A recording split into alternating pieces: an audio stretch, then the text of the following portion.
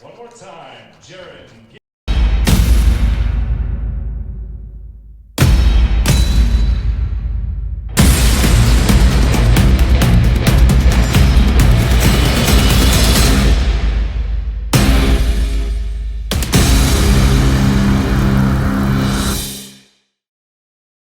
Utah Valley Baseball on GoUVU.com and the WAC Digital Network. I am Jordan Bianucci alongside my partner Ryan Piggins. Utah Valley getting set to take the field, game one, and UC Irvine is in town, number 22 ranked UC Irvine, who comes into this ballgame with a 9-4 record. The Wolverines 3-13 on the year, looking to get going. This is the last out-of-conference series of the 2019 season. And with that, I will send it over to Ryan with the lineups. All right, let's take a look at tonight's lineups. First, for the visiting 9-4 UC Irvine Anteaters. Leading off will be the left fielder, Jake Palmer. Mikey Falia, the center fielder, hits in the 2 spot. Brandon Lewis, the third baseman, hits third. Adrian Dalma, the first baseman, hits cleanup. Matt Riatano, the catcher, hits fifth. John Jensen, the DH, sixth. Brendan Brooks, the sophomore second baseman, hitting 8th. Christian Koss, the shortstop, hitting 8th. And then Mike Peabody, the right fielder, rounds out the order and bats 9th. Defensively for Utah Valley in the outfield, it will be Jake Plakis in left field, Michael Beltran in center field. Over in right field, Alexander Marco. On the infield, Paul Estrada at third, Trevor Howell at short, Cody Hall at second, Cade Polson over at first. Behind the plate will be Drew Sims, and on the mound will be the senior right-hander Jake Carr, who's 0-4, making his 5th start of the year.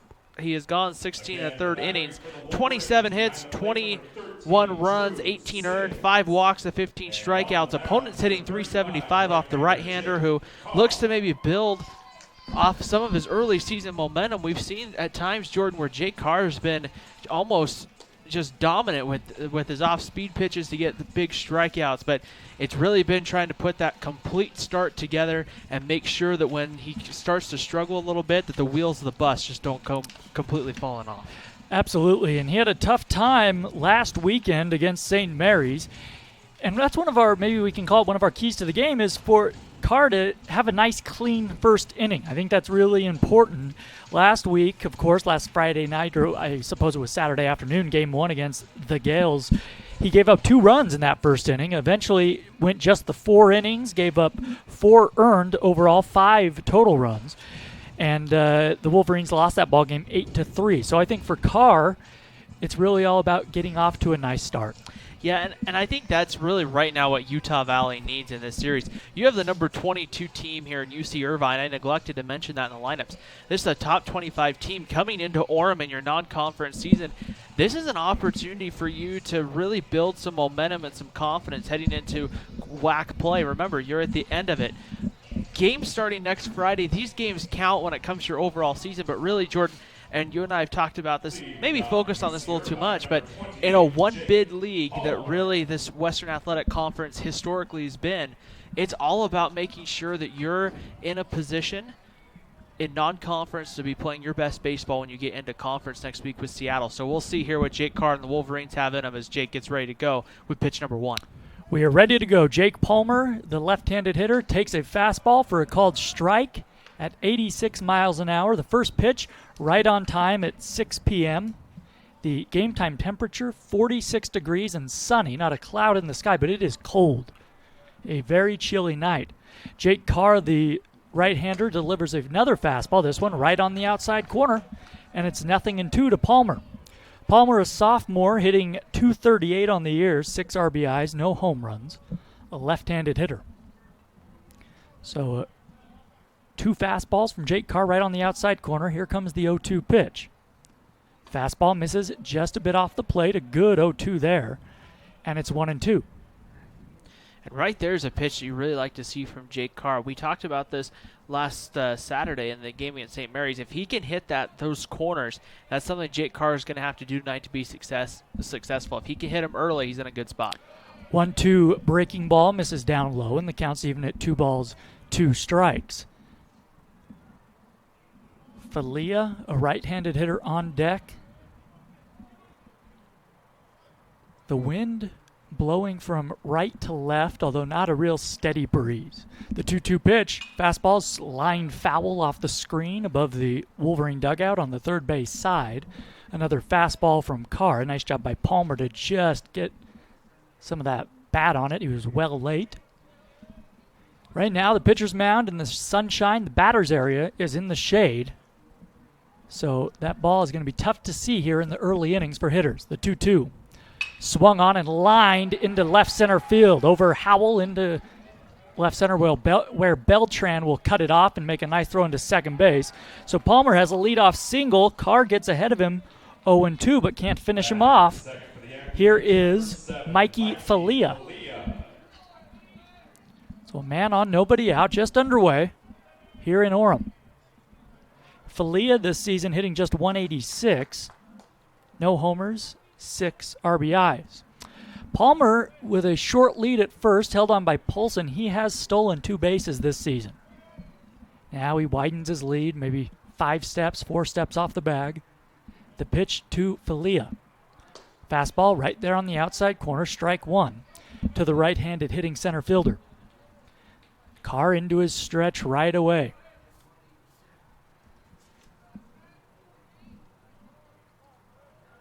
Jake Carr, the 5'10", 192-pound senior out of Norwalk, California. A transfer from El Camino Community College, the 1-strike offering. And there's an off-speed pitch on the outside corner, and it's 0-2. Falia checked his swing, but it was right there.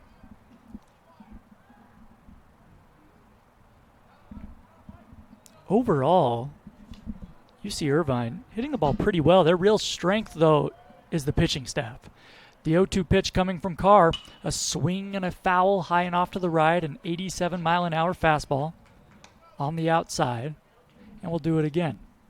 Which, if you're UC Irvine, when you look at the Big West Conference as a whole and how good the Anteaters will have to play in conference, the idea is good pitching will beat good hitting. And so that's going to bode well right now for the Anteaters when they get into Big West play. The 0-2 coming to Falia. Carr set. He throws.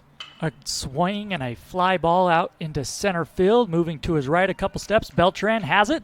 And there's one away. A big out there for Jake Carr in this Wolverine first inning. I should say the Anteater first inning. We're in the top of the first. So here is Brandon Lewis, the right-handed hitting third baseman. Lewis hitting at .294.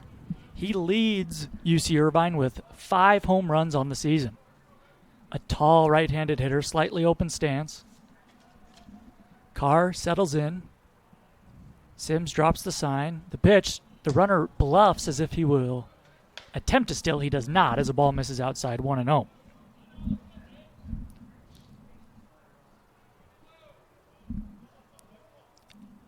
Lewis is 6'3", 215-pound junior out of Porter Ranch, California. Everybody on this UC Irvine roster is out of the state of California. The 1-0 pitch. Fastball right there on the outside corner, called for strike 1. It's 1-1.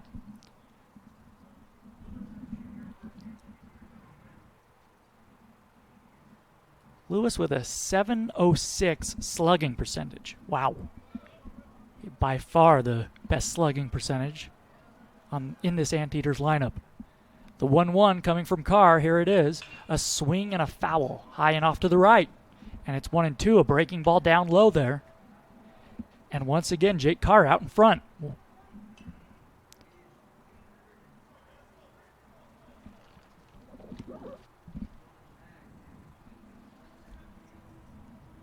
Palmer at first base, he singled to begin this game. 1 out in the inning. Polson holding on the runner. The 1-2. And a ball misses up high. That almost looked like a slider from Carr that just didn't really move all that much. 2-2. Plakas playing very deep in left field, battling that sun as it sets behind the first base side grandstand here at UCCU Ballpark. The 2-2 pitch. A swing and a foul tip at home plate.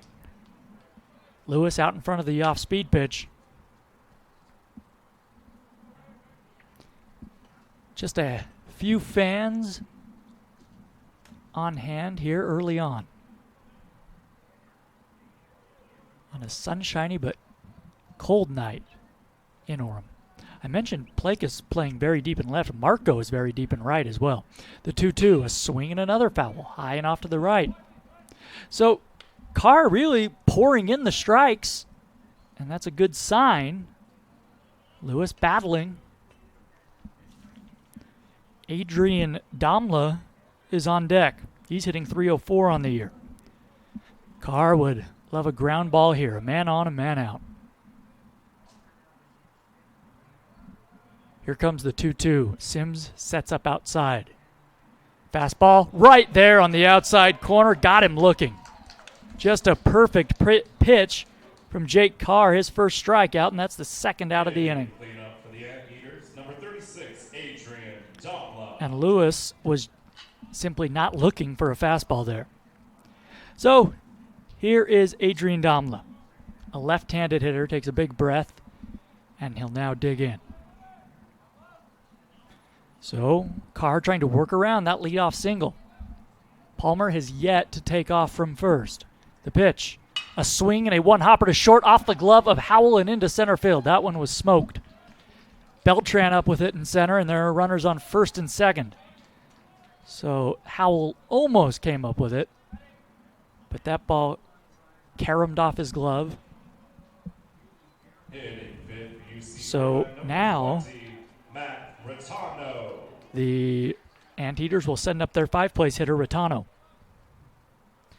And this is a key out right now for Utah Valley, Jordan. We saw that the Wolverines have had a tough time getting out of the inning with 2 outs. And so to be in this position here, if you're Jake Carr with UC Irvine threatening early on, to try to get out of it would be big here with no damage done. This is just the 9th game this season that Matt Retano has started. Right-handed hitter. The pitch to him. Fastball misses down low, ball 1. He's getting the start behind home plate tonight. He is just 4 for 21 on the year. 3 RBIs for the right-handed hitter. No batting gloves for Retano. Carr checks the runner at second, now comes home. Fastball, this one at the belt, a strike 1 called. The home plate umpire tonight is Kevin Dougherty. Blake Jensen is at first base, and Mike Reimer is the third base umpire, currently stationed to the left of second base. The 1-1 pitch. Here it is. Curveball. Ooh, just missed off the inside. A pretty good-looking pitch, and it's 2-1. Retano with a splash of blonde hair coming out of the back of the navy blue batting helmet. Looking for his 5th hit of the season. A base hit here would most likely put UC Irvine ahead. Here's a swing and a foul back to the screen. A fastball, thigh high, and the count is even at 2-2. The wind has shifted now and is lazily blowing out towards center. Wolverines looking to win their first series of the season. It'd be a perfect time to win this series if you can find a way to start playing your best baseball you've played this year for Utah Valley. 2-2 is hammered into right center field. That one may clear the bases.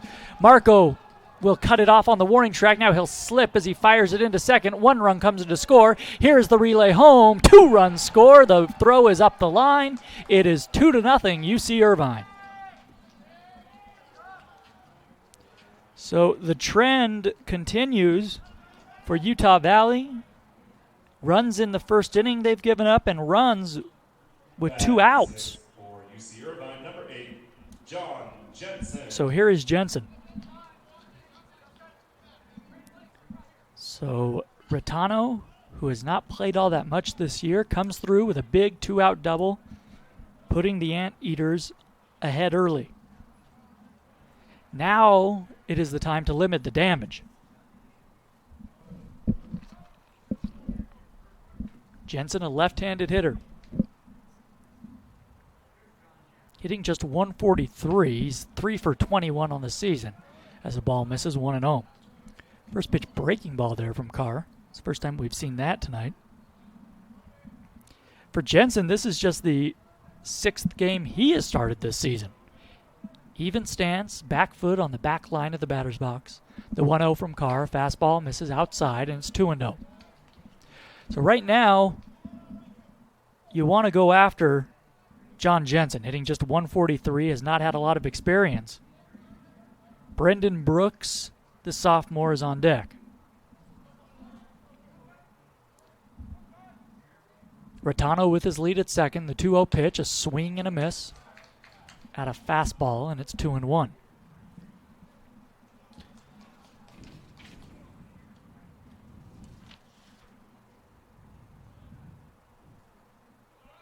Rattano has not had a base hit against a right-handed hitter this season. He is 0 for 8, which is unusual for a left-handed hitter. Fastball misses outside, and it's 3-1. All of his hits, all 4 of them, have come off lefties. Carr laboring here in the first inning. He has thrown 27 pitches. Rattano with his lead at second. Here's the 3-1, a swing and a miss. Jensen was out on his front foot. That looked like a slider or a cutter at 86. 3-2. 2-0 UC Irvine. Top of the first, a man at second, 2 outs. Howell playing behind the runner.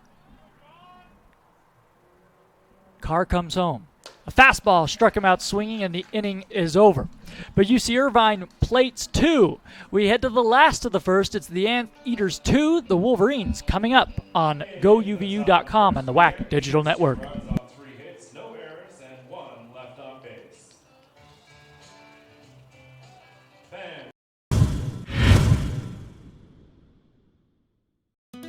Here at Intermountain Healthcare, our doctors have experience treating young athletes, professional athletes, and the athlete next door. We treat everyday injuries, sports injuries, concussions, total joint replacements, and everything in between. Come visit our board-certified physicians and surgeons here at Intermountain Healthcare's Utah Valley Orthopedic and Sports Medicine Clinic. We're committed to keeping you moving. The latest from KSL 5 News, including breaking news as it happens, and all your favorite KSL shows, ready to watch anytime. Download the free KSL app right now on all your favorite devices. What's the difference between buying from Murdoch and buying from somebody else? In a word, confidence. You'll love our price match guarantee, our 5-day exchange policy, And don't forget car washes and safety inspections for life. if you need a new vehicle, consider Murdoch Hyundai. I promise you'll love it. Adrenaline, passion, triumph. Moments that'll never be forgotten. The 2019 WAC Basketball Tournament at the Orleans Arena in Las Vegas, March 13th through the 16th. Be a part of the madness. Get your tickets now at 801-863-7474 or at GoUVU.com.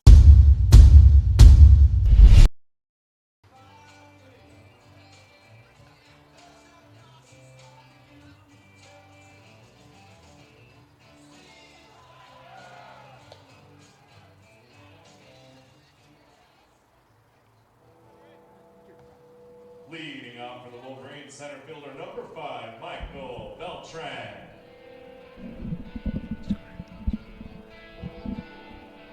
Last of the first inning, 2-0 Anteaters, as Beltran comes to the plate. And we'll send it over to Ryan. After the first out, we'll get you the lineups for UVU and the defensive positioning for UC Irvine. The right-hander on the mound, Andre Palante, will face Michael Beltran. First pitch, fastball at 91 miles an hour, misses down and away, ball 1. So Beltran, Eric Matson, the head coach for Utah Valley, switching up, mixing it up with the lineup tonight. Beltran, who has been in the 2 place for most of this season, has been moved up as the leadoff man. He is the Wolverines' hottest hitter. Fastball in there at the knees at 90, and it's 1-1. Beltran hitting .382 on the year. By far the best average for the Wolverines by 100 points. The next closest is Hall at .283. The 1-1. Curveball misses down, and it's 2-1. Palante, the junior right-hander, he's pitched very well this season. Howell, the shortstop who has led off for the Wolverines for most of this year, he is hitting 9th tonight. The 2-1 pitch is swung on and grounded to second. Brooks bobbles it, throws it to first, and just gets Beltran by a half a step. All right, let's take a look at the lineup for Eric Madsen's Utah Valley Wolverines. Michael Beltran led it off. Cody Hall, the second baseman, hits in the 2 spot. Paul Estrada, third. Drew Sims will hit cleanup, followed by Alexander Marco, Cade Polson, and Jake Plakas. Ty Vargas hitting 8th will be the DH, and then Trevor Howell, as Jordan mentioned, will hit 9th. Pitching for UC Irvine will be the junior Andre Palante, who's making his 5th start. He's 2-1 on the year with a 3.32 ERA. He's done well, 7 walks to 30 strikeouts. Opponents only hitting .235 off the right-hander, so Utah Valley's going to have to try to find a way to manufacture some runs tonight. First pitch to Hall is swung on and fouled back to the screen, a fastball at 91 miles an hour. Lewis was playing in on the grass at third base, expecting a bunt perhaps, or guarding against it. But Hall let one fly there. 0-1. Palante from the windup. Fastball in there for a called strike. That was odd. The music, for some reason, came on as the pitcher was getting into his windup, and the home plate umpire almost always calls the pitch off and calls time when that happens, if it ever happens. But Kevin Dougherty said, man, no problem. Let's play on. Wow, a good-looking curveball there misses just off the plate outside. It's 1-2. That was a very slow curve at 72 miles an hour.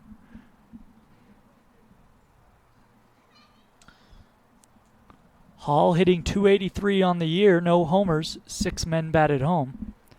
Palante throws, and this one is topped foul, a fastball that Hall just got a piece of.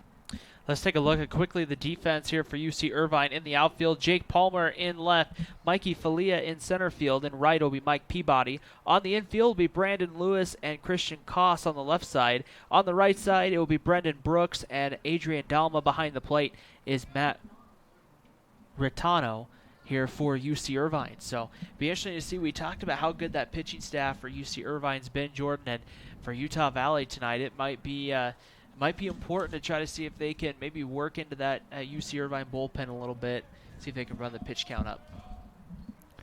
Palante from San Clemente, California. He delivers a beautiful-looking curveball on the outside corner. Strike 3 called.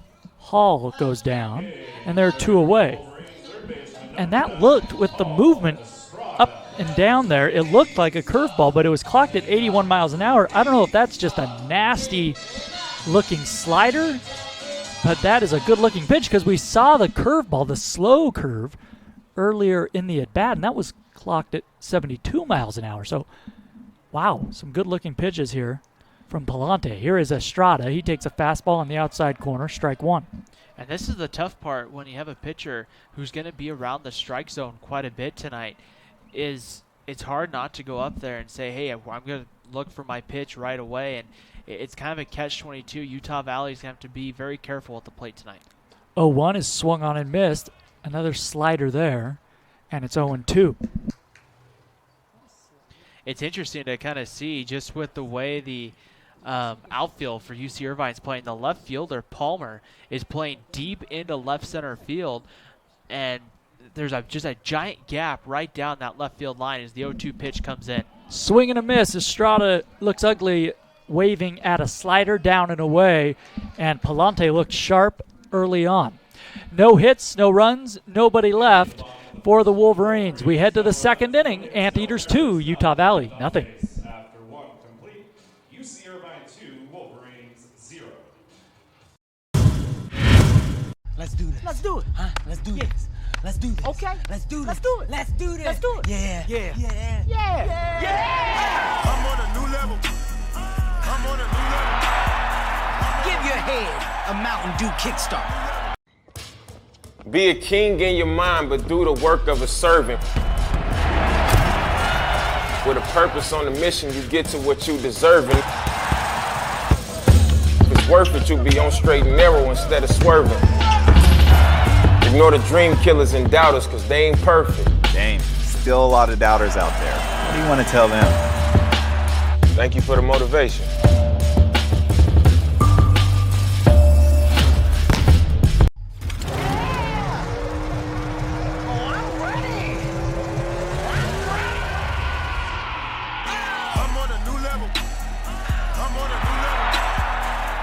Your head a Mountain Dew kickstart.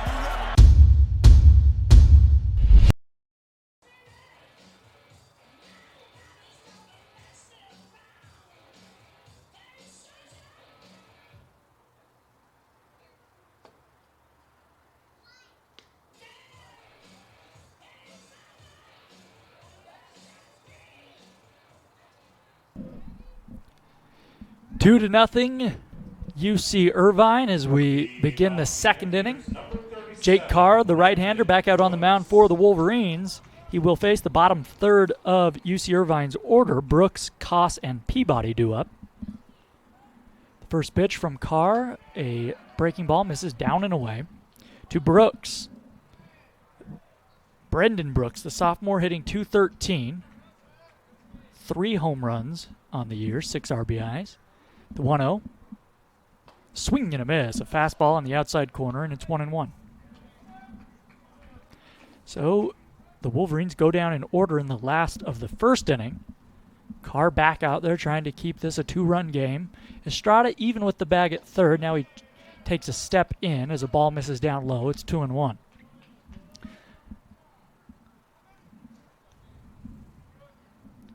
UC Irvine put 2 on the board in the first inning on 3 hits. The pitch, a swing and a little bloop. It's going to one-hop in shallow left right field, and Hall tried to barehand it, and he couldn't come up with it. So the leadoff man is on, and that's frustrating if you're Jake Carr because that's weak contact, I beg your pardon. And that's a tough play for Hall to get to, but that ball hung up there for a while, and you'd like to see somebody make that play. Yeah, the tough part, it is a hit. It's just one of those tough breaks, and if you're Utah Valley and if you're Jake Carr now, the one thing you didn't want to do is put the runner on base. You put a guy with great speed on over at first base, and now it just changes the whole way you have to play the second inning. So here's Koss. He takes a fastball up high for ball 1. Koss with a closed stance. You don't see that all that often anymore. A junior hitting .213, 1 home run, 5 RBIs. Kind of looks like Giancarlo Stanton up there with that closed stance as a ball misses down low, 2-0. He even has the number right, That's 27. right. You know, and I think that's the big thing here with UC Irvine is it'll be interesting to see with how well that pitching's been this year. The Anteaters really haven't had to score a lot of runs in ball games, and so on a night like tonight with a good pitching team, you get down 4 or 5 runs, it's going to feel like you're down 8, 9, 10. A swing and a ground ball to second. This could be 2. Hall to Howell at second. Throw to first. 2. A double play. So Carr gets exactly what he was looking for. Perfectly turned by Cody Hall and Trevor Howell. And they're 2 away. That was a beauty. From Hall to Howell to Polson. So here is Peabody, the sophomore. This is just his 10th game that he's played in, just the 6th game he has started. As a ball misses, it's 1-0. Mike Peabody, the sophomore with 3 RBIs on the year. He is 6 for 20 overall. A swing and a high foul off to the left out of the ballpark. A fastball there from Carr, and it's 1-1. We mentioned UC Irvine ranked number 22. That's in the Baseball America poll. They are 9-4 this season. The 1-1 coming from Carr. Here it is. A swing and a high foul off into the left, and it's 1-2. They took 2 of 3 from Washington to begin the season. They then swept Rice. They won 2 against Missouri State. Took 2 of 3 from St. John's. They have not lost a series this season.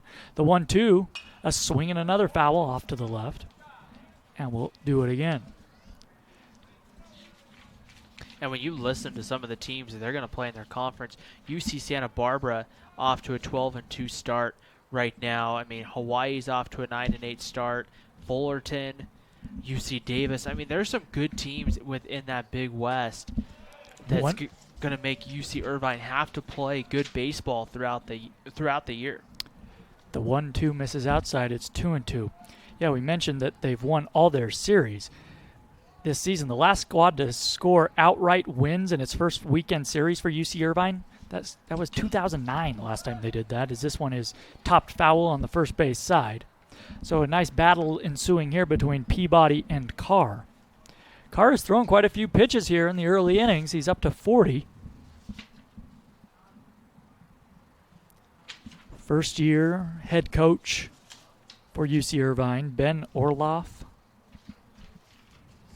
The 2-2 misses down and away, and now it's 3-2. So you have to think Anteater fans are pretty excited about this team.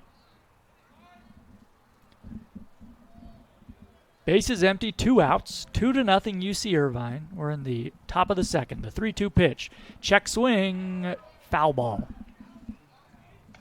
A fastball in on the hands of Peabody. Yeah, this is also the last non-conference series. Well, no, I take that back. The Anteaters have one more non-conference series after this one. The 3-2 swung on, chopped foul. So Carr and Peabody here with a long at bat.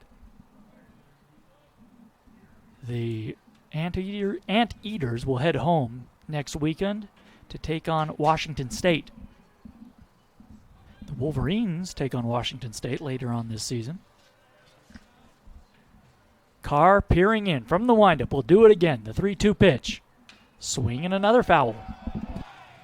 Washington State, a team that's kind of put together a program that's trying to still kind of, I think, figure out a little bit of its identity, so to speak. Marty Lees, the longtime Oregon State assistant coach, moved up to Washington State, and really, I mean, for the opportunity and for the difficulties that they have to have recruiting baseball players to play up in Pullman has to be a challenge. Swing and a miss on the 11th pitch of the at-bat. Carr reached back and touched 87, a high fastball. His third strikeout in 2 innings. 1 hit, nobody left, no runs for UC Irvine. On to the last of the second inning. Anteaters 2, the Wolverines nothing. Check out the Adidas store located on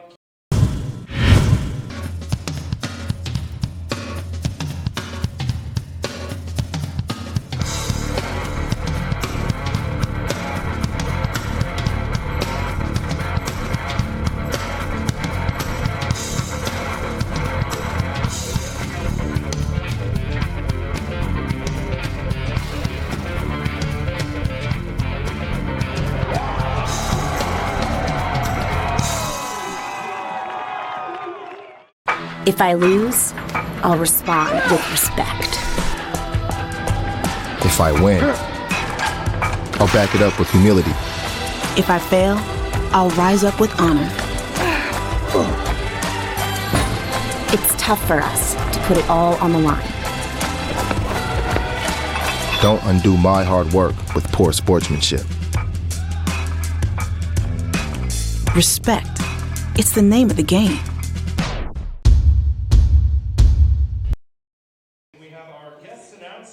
Xaviana, 8 years old. Fans, make some noise for Xaviana.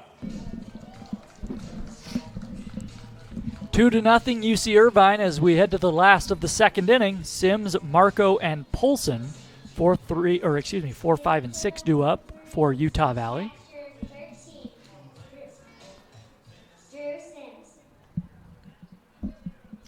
The right-hander, Andre Palante, delivers a first pitch fastball right there on the outside corner, right at the knees at 91 miles an hour.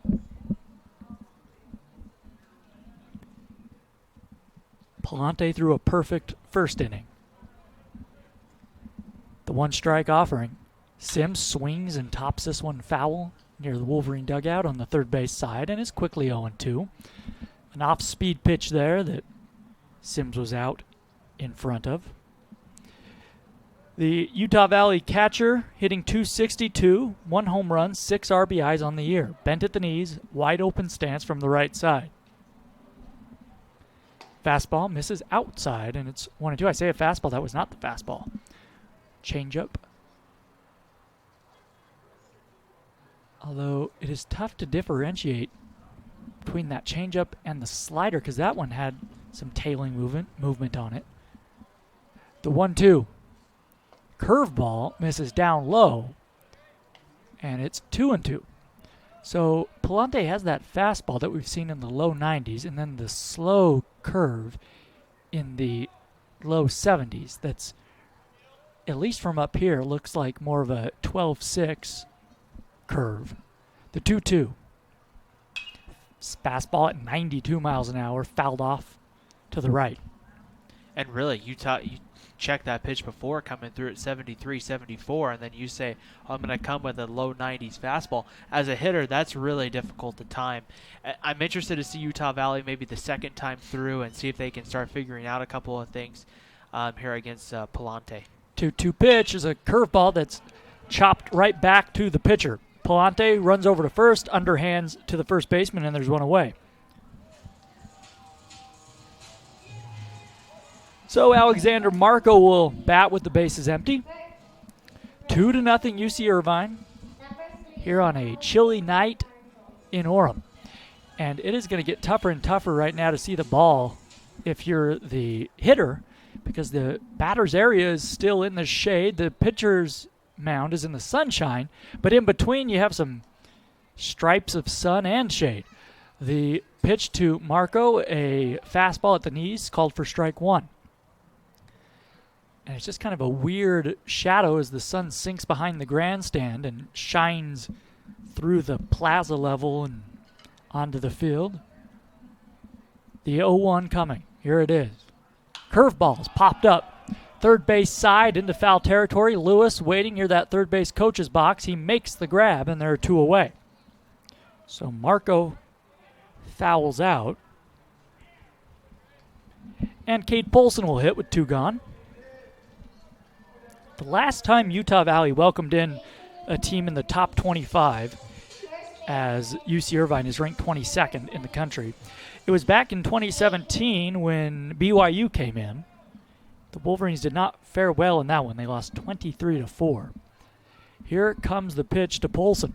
A swing and a high fly ball, high and off and to the right. Polson hitting .280. No homers, 7 RBIs. The 0-1 pitch. Fastball misses down and away.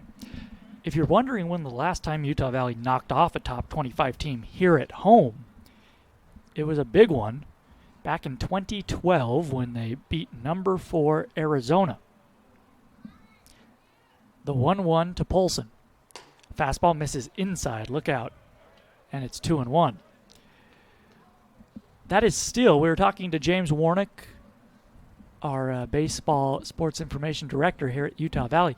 That is the all-time school record win against a highly ranked opponent. As in, here's a line drive right at the second baseman, and the inning is over. But that's I should say that's the highest ranked team any Utah Valley team has ever beaten, school-wide, not just baseball. That is the end of inning number 2. We head to the third. 2-0 Anteaters on GoUVU.com. In the bottom of the second for the Wolverines. No runs, no hits, no errors, none left on base. In this moment, it doesn't matter if you save money in 15 minutes.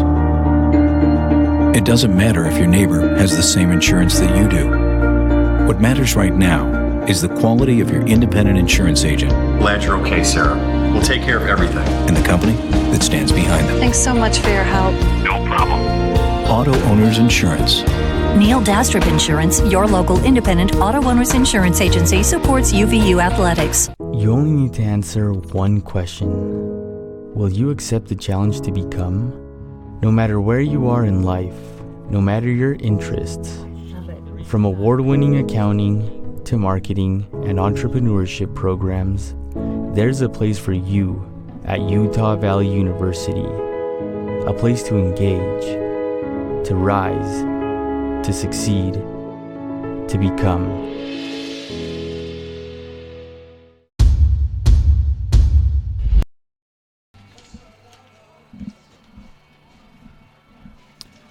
Fans, don't forget to stick around for our post-game show. After the ball game, we'll give away our Wilkinson's Trophy Player of the Game.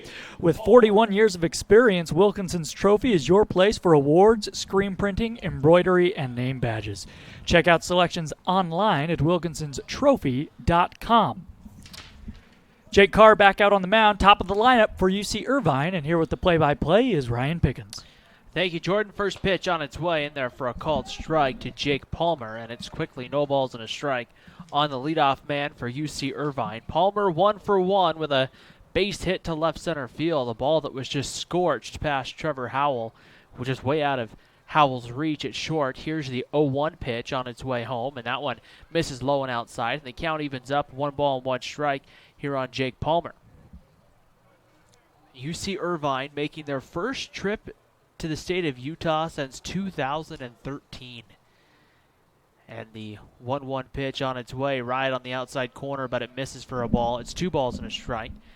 UC Irvine dropped 2-3 to BYU just down the road here a little bit. So UC Irvine not too unfamiliar with the trip to Utah, but I doubt anybody on this roster for UC Irvine was on that team. There's a ground ball hit the opposite way. Diving play by Trevor Howell. He'll rush the throw to first, but not going to get Palmer. That will be an infield single for Palmer. A clean play by Trevor Howell. He just wasn't going to get Palmer with his speed. And Palmer with his second hit of the ball game. And here comes Mikey Falia. Yeah, it was just last season, actually. Utah Valley, of course, visited UC Irvine. They took 2 of 3. So the Anteaters, who are playing very well this season, looking to return the favor. Falia ready to go here. 0 for 1. Flew out to center field back in his first plate appearance. Carr ready to go. Takes a look in. From the stretch, the first pitch to Falia. A curveball that misses for ball 1. 1 ball and no strikes the count here on Falia. Mikey Falia, a 5'9" junior, stands in the box ready to go. 1 ball and no strikes the count. Carr checks the runner and is ready to come home with the 1-0 pitch. There's a fastball right on the outside corner. Evens the count up at 1 ball and 1 strike. Falia has a brother, Eric, who played baseball at UCLA, who's now in the Seattle Mariners organization, was down in spring training with the Mariners, and then I believe was reassigned to their minor league system. Most likely, his brother may be heading either to AAA Tacoma or AA Arkansas.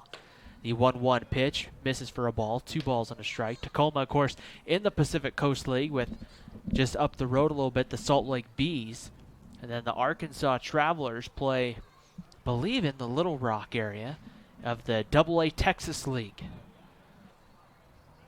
2 balls and a strike here on Falia, ready to go from the right side. Carr ready to come home with the 2-1 pitch, and Falia hits this one well to left field, going back, and is going to watch that one fly away. A 2-run homer for Mikey Falia, and it is 4-0 Anteaters in the third. And Falia went down and got that pitch. That was not belt high, maybe knee high, and he gave that one a ride. That's a nice piece of hitting by Falia. Although that pitch from Carr did catch a lot of the plate. And here comes Brandon Lewis, the third baseman. Lewis down on strikes back in his first plate appearance as he'll stand in. Never a great sight when you see the outfielder take 2 steps and just stop, as Jake Plakas already playing pretty deep as the first pitch there with the curveball in there for a called strike, and it's 0-1 here on Brandon Lewis. Plakas didn't give that ball too much of a look.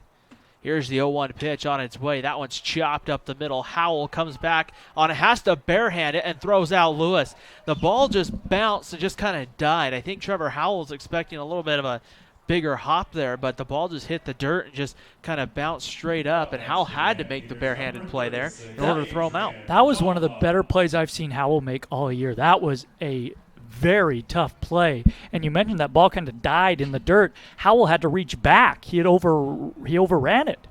That was really a great play from the shortstop. Adrian Dalma, the first baseman, stands in. The first pitch, a curveball outside for ball one. It's 1 ball and no strikes. Dalma 1 for 1 with a base hit in his first plate appearance. And the 1-0 pitch on its way. This one inside and tight for a ball, and it's 2 balls and no strikes. Infield back for the Wolverines here in the bottom of the 3rd inning. Carr ready to go. Here's the 2-0 pitch, and that one's going to catch the plate for a called strike at 85 miles an hour, and it's 2-1 the count here on Adrian Dalma.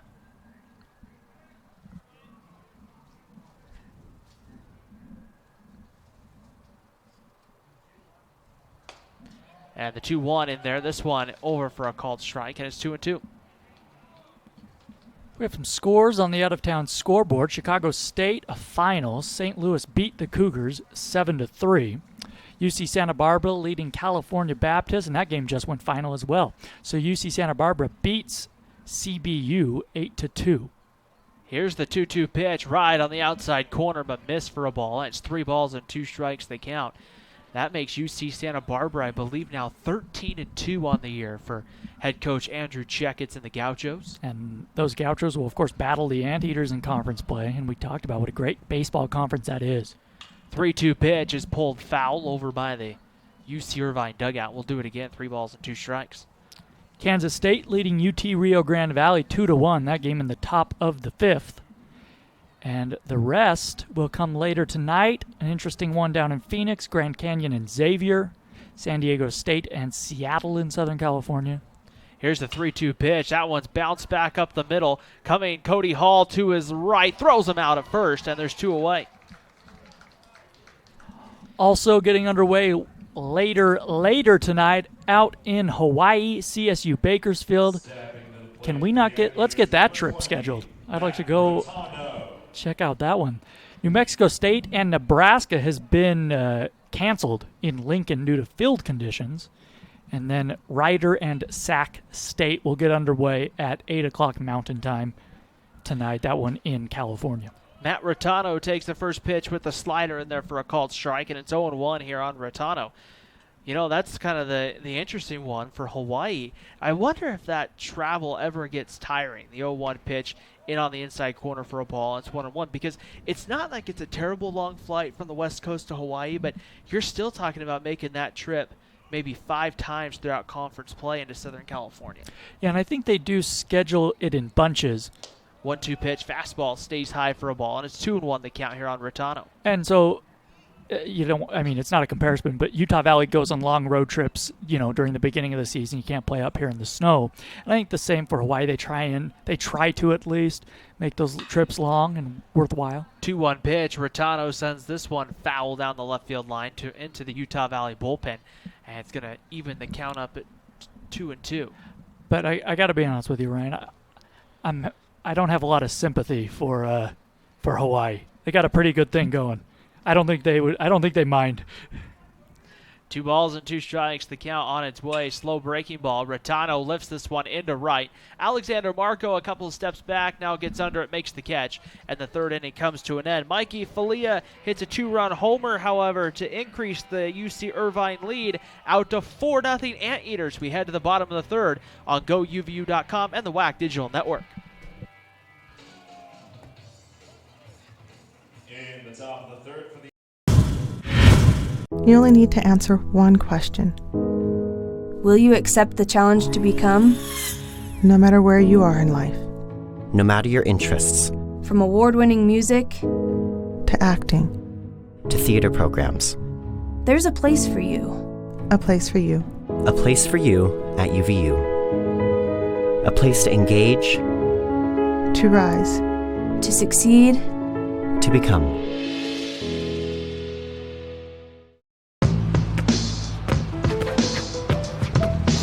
It's not about where you were born. It's not about your gender. Or the color of your skin. Or whether you're rich, poor, or in the middle. No matter what you play, if you have the skill and drive to succeed in school and in sports, we'll provide the opportunity.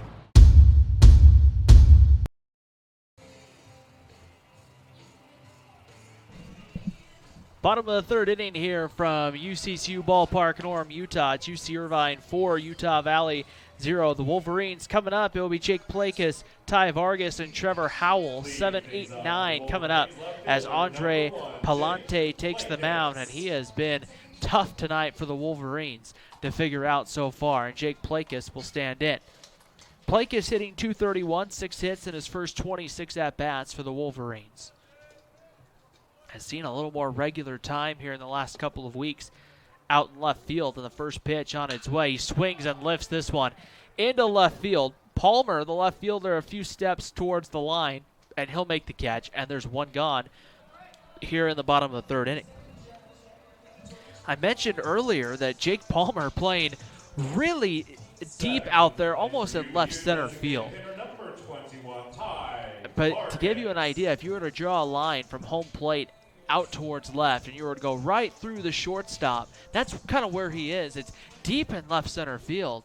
And so far there, Jake Palmer was well played as Ty Vargas will stand in the box. But boy, if a ball gets down the line, it's going to be an easy extra bases here. First pitch to Vargas, he swings through it. No balls and a strike to count on Ty Vargas. And perhaps they're guarding against the extra bases. Of course, in left center field, the deepest part of the yard, 427 to deep left center here at UCCU Ballpark. No balls and a strike. Palante ready to come home, and Vargas there, I think, tried to check his swing. He held up for a ball, and it evens up at 1 ball and 1 strike. And also, Palante, you see there, throwing 91. Not a lot of guys are going to be out in front, and it may tell you a little bit about what Palante's going to do in the at-bat, if he's going to throw heat, if he's going to stick with the curveball. And Vargas grounds this one over towards first. And the first baseman, Damla, will retrieve it and take it to the bag. And there's 2 away quickly here for the Wolverines. But we've seen that this year with teams playing different in the infield, so playing a guy to pull in the infield and then playing the other way in the outfield. But, I mean, Palante, let's be honest, he doesn't need a whole lot of help right now. He's been dominant early on. Trevor Howell, the 9th-place hitter for the Wolverines, to stand in, and he is ready to go here for Utah Valley. Howell, I'm trying to think about the last time I've seen Trevor Howell, and he swings first pitch, hits this one out in the left center field. Palmer going back and takes about 5 steps back and makes the catch and plays right in to that positioning really well, and the third inning comes to an end. 9 up and 9 down for the Wolverines so far at the end of 3. UC Irvine 4, Utah Valley 0. This is Utah Valley University Baseball on GoUVU.com and the WAC Digital Network. After 3 complete, UC Irvine 4, Wolverines.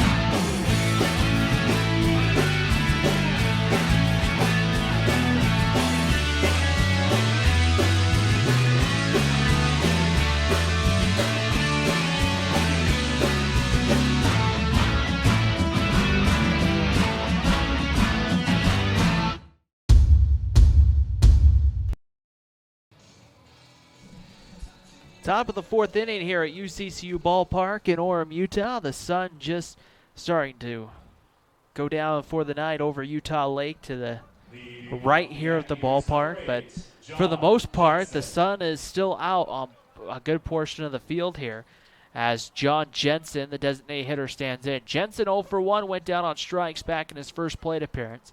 And the first pitch, a slow curveball over for a called strike, and it's 0-1 here on Jensen. Jensen, Brooks, and Koss, 6, 7, and 8, due up right now for the Anteaters. Here's the 0-1 pitch on its way. That one swung out, popped up, and sent foul. And we'll do it again. No balls and 2 strikes, the count here on John Jensen. Well, Jake Carr tonight has allowed the leadoff man to get on in each of the first 3 innings, so I think this is an important at bat here. Get off on the right foot, stay in the windup. The 0-2 pitch on its way, swung out and missed. Strike 3, and Jake Carr gets his 4th strikeout of the ball game. Stepping to the plate for the Anteaters, number 37. There's just building some drama there. 4 Ks so far for Jake Carr, and second baseman Brendan Brooks will stand in. Brooks 1 for 1 here in the ball game. The first pitch on its way. There's the curveball again. This one misses low for ball 1. 1 ball and no strikes here on Jake Carr. 1 week from tonight, WAC play underway. Utah Valley's up in the Pacific Northwest against Seattle. The 1-0 pitch in there for a called strike, and it's 1-1 now on Brendan Brooks. The SEC just getting started this weekend throughout their play. The 1-1 pitch ready to go here. Carr kicks and delivers, and that one's low and misses for ball 2. 2 balls and a strike. And I mentioned, the reason why I mentioned that is it's important to realize that a good portion of the regional hosts are probably going to be from the SEC. Traditionally, we've seen a lot of those schools be able to host regionals. The 2-1 pitch on its way, swung out, popped up. Cade Polson backpedaling. Cody Hall comes out into right field. Alexander Marco comes diving in at the last second. I think he kind of lost his footing. He holds on, though, and makes the catch. And there's 2 away here in the 4th. Alexander Marco slow to get up after that one. His hat had come off, and I don't know if he hit just a soft part of the dirt. The field much more playable than it was last week against St. Mary's, but still you can kind of see some soft parts of the outfield especially, and a nice job by Marco to run it down, and there's 2 away. Yeah, Utah Valley, when they reached their regional back in 2016, played in Baton Rouge. UC Irvine has not made a postseason trip since 2014.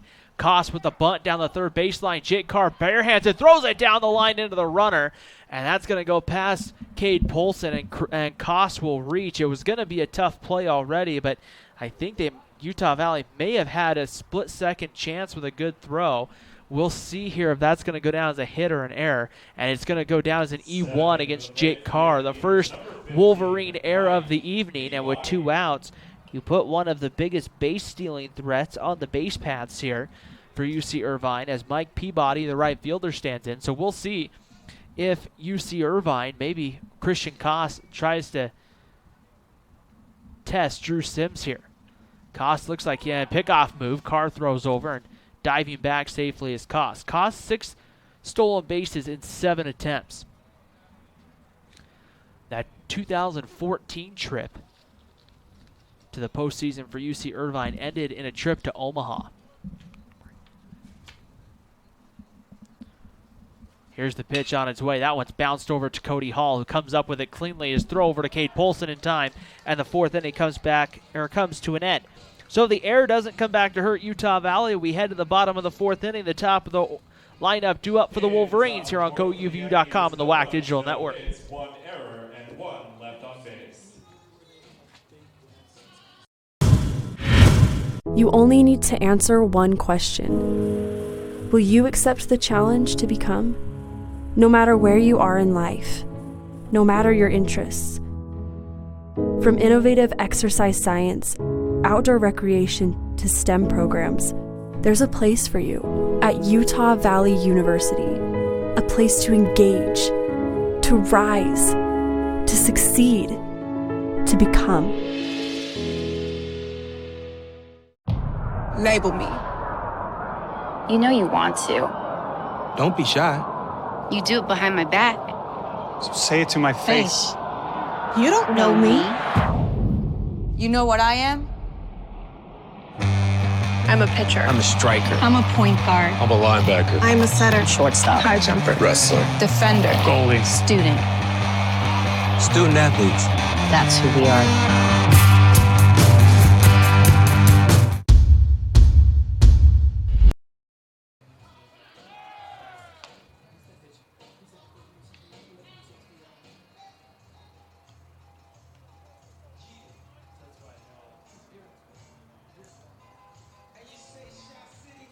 Leading off for the Wolverines. Bottom of the fourth inning here in Orem. Top of the lineup due up for Utah Valley. Michael Beltran, Cody Hall, and Paul Estrada will come up for their second attempts here against Andre Palante, who has absolutely just pitched well and pretty dominant through the first time through the lineup, and he winds and delivers the first pitch on its way home, and Beltran sends this one foul back to the screen. No balls and a strike to count on the Utah Valley center field.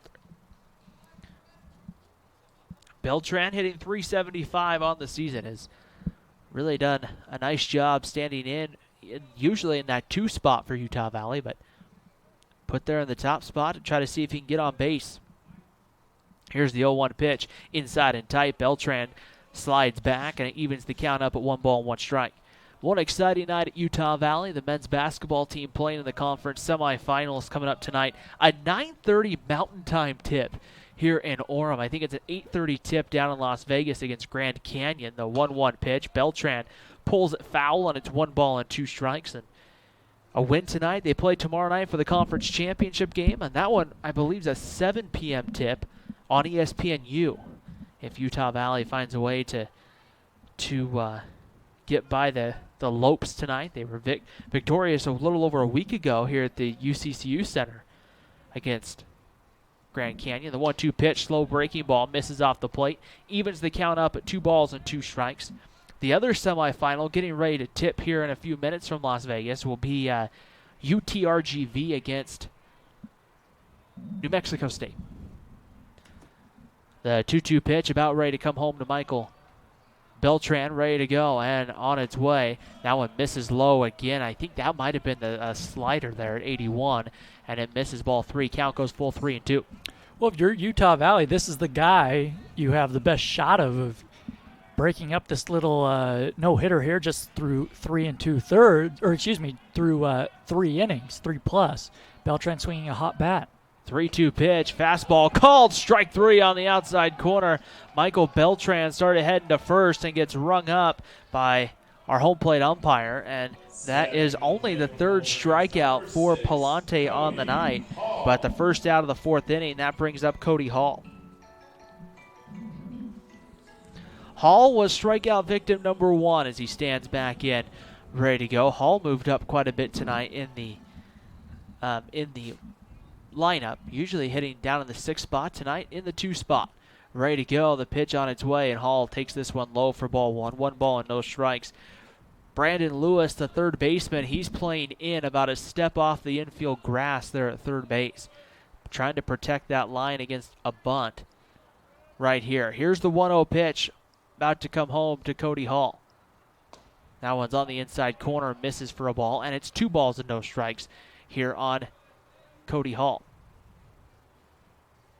UC Irvine, 4 runs on 6 hits and no errors. Utah Valley, no runs, no hits, and 1 error. Ready to go right here. Palante, the right-hander, has what he wants and comes home with the 2-0 pitch. Hall chops this one right over to Lewis at third. Perfect positioning. He fires across the diamond, and there's 2 away. Just a simple chopper over towards third. And here is Paul Estrada coming to the plate. Estrada 0 for 1, went down on strikes in his first plate appearance for the Wolverines. Utah Valley trying to see here.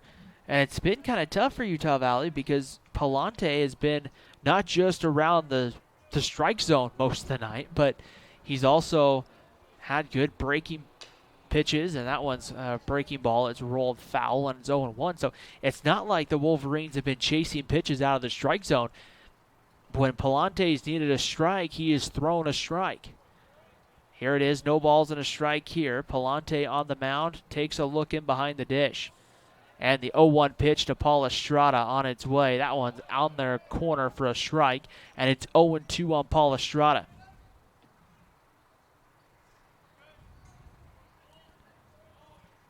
Estrada takes a quick step out, now stands back in. And the 0-2 pitch about ready to come home. Palante will start his windup, kicks and fires the 0-2 breaking pitch well out of the zone for ball one, and it's 1-2 on Paul Estrada.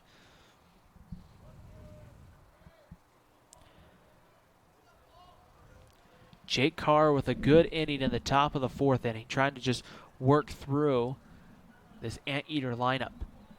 Here's the 1-2 pitch on its way home as Palante kicks and comes home, and Estrada rolls this one foul, this time over towards the UC Irvine dugout, and it's 1-2 the count. One thing Jordan and I were talking about in between innings was the Big West does not have an end-of-the-season conference tournament, so you win the conference by having the best record at the end of conference play. Really puts an importance and puts kind of a stress on winning those conference series throughout the year. Here's the 1-2 pitch on its way to Estrada. He swings and lifts this one high on the infield. Maybe barely onto the outfield grass. The second baseman, Brooks, will make the catch on the infield dirt, and the fourth inning comes to an end. The Wolverines go down in order 1, 2, 3. We head to the fifth here in Orem. UC Irvine 4, UVU 0, here on GoUVU.com and the WAC Digital Network. Left on base. After 4 complete, UC Irvine 4, Wolverines. Oh, hey, you got one of those insurance apps too? You know how this thing works? No, sorry. Not an app, it's my agent. In this moment, No, I'm fine, thanks. it's good to know you have a trusted, independent auto owner's insurance agent who's there when you need them. Great. Man, I gotta get one of those. Auto Owners Insurance. The no problem people. Neil Dastrup Insurance, your local independent auto owners insurance agency, supports UVU athletics. You only need to answer one question. Will you accept the challenge to become? No matter where you are in life, no matter your interests, From award-winning business and STEM to performing arts programs, there's a place for you. A place for you. a place for you at UVU. A place to engage, to rise, To succeed. to become.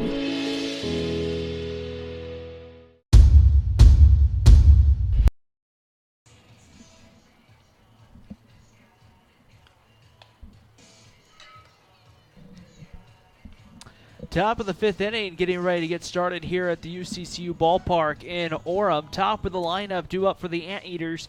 It will be Jake Palmer, Mikey Number 28, Jake Thelia, and then Brandon Lewis coming up. The top of the lineup, 1, 2, and 3 coming up. And back to the top of our lineup here in the press box, Jordan Bianucci. Jordan. Thanks very much, Ryan. I make a lot of contact up here. Carr from the windup, he throws in there for a called strike, a breaking ball. 0-1 to Palmer. I don't know what I meant by that, but I stick by it. 2 singles on the night for Palmer.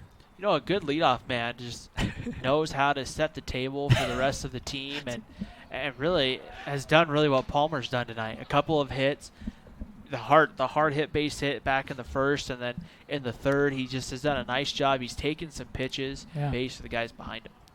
The 0-2 pitch down in the dirt after Carr placed a nice looking fastball in the outside corner. 1-2 to Palmer, hitting .273 on the year. That was already the 81st pitch of the night from Jake Carr. So nobody up in the bullpen, but he has labored. A swing and a miss, and he struck him out. Strikeout number 5 for the Wolverine right-hander, and he is settling in nicely after the 2-run first and 2-run third inning. But he is retired the last 4 out of the, he is retired 1, 2, 3, 4, 5, 6. He's retired 6 of the last 7 guys he's faced, and the only guy that reached base was on an error from Carr himself, a throwing error. Here is the pitch to Falia. A weakly hit ground ball to second. Hall charges, he gloves it, throws sidearm on the run, and they're quickly 2 away. And really, if you're Jake Carr tonight, Jordan, you could take about 3 pitches away from this ball game, and it's maybe a 1 or 2 run ball game right now. I mean, you take maybe the pitch to Falia that he hit for a home run back in the 3rd, and maybe you take the pitch to Ratano back in the 1st that he just got a good swing on, and you're in it's a totally different ball game. But this is the kind of thing you need from a Friday night guy, Jordan. You don't need him to pitch perfect, but you need him to pitch well enough to keep you in the ball game. Brandon Lewis swings at the first pitch and pops it up on the foul territory on the first base side rather, but it gets out of play into the seats. 0-1. Lewis 0 for 2 tonight. He grounded out to shortstop in his last at bat. It was a little soft line drive that landed in the infield and kind of stuck in the dirt as it popped up just barely, and Howell was able to barehand it and throw to first to make a very nice play defensively. The 0-1 pitch to him. Fastball right there on the outside corner, strike 2. You put it perfectly, though, Ryan, earlier when you said that a UC Irvine lead of 4-0 feels like 8-0 with Palante on the mound. He has been fabulous. In fact, he's been perfect through 4 innings. A ball misses down and away. Check swing. Did he go around? He did not, says Blake Jensen on appeal. 1-2 to Lewis, I beg your pardon.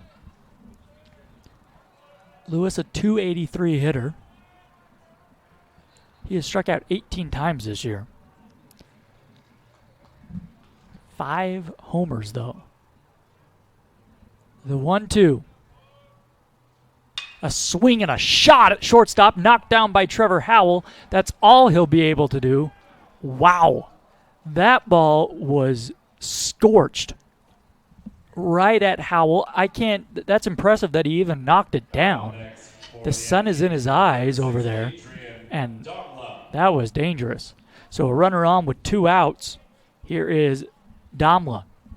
You almost have to just knock that ball down, to protect that ball from coming up and hitting you somewhere in the body, because, I mean, that's really just the reflexes there from Trevor Howell, because I don't know how he even maybe got that one knocked down with his glove. First pitch, breaking ball, misses down and into the left-handed hitting Damla. Damla singled and scored back in the 1st inning. He bounced out in the 3rd. He is 1 for 2. 4-0. UC Irvine leading Utah Valley. We're in the top of the 5th inning. A man on, 2 out. Carr back into his stretch. The 1-0 offering, a fastball, misses outside for ball 2. In the last of the 5th, it'll be Sims, Marco, and Polson. 4, 5, and 6 due up for the Wolverines. 7 hits tonight for the Anteaters. Carr trying to work around this 2-out base hit. The 2-0 coming to Damla. And a fastball catches the inside corner. I say a fastball, I think that was the slider. And it's 2-1. Ratano is on deck. The Anteaters, when they've hit the ball hard tonight. The outfield deep and straight away for the Wolverines. The 2-1 pitch coming. A swing and a foul ball. It hit off of Damla in the batter's box and then caromed out to Carr. Damla, a left-handed hitter, stands straight up in that batter's box.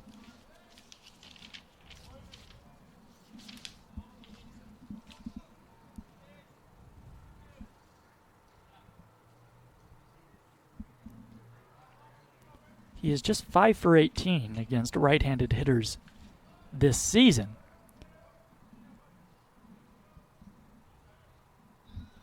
Here's the 2-2, swung on and missed. Foul tip into the glove, rather, of Sims. Same result, the 6th strikeout of the night for Carr, and the Anteaters leave a man stranded, no runs. We head to the last of the 5th. UC Irvine 4, Utah Valley, nothing.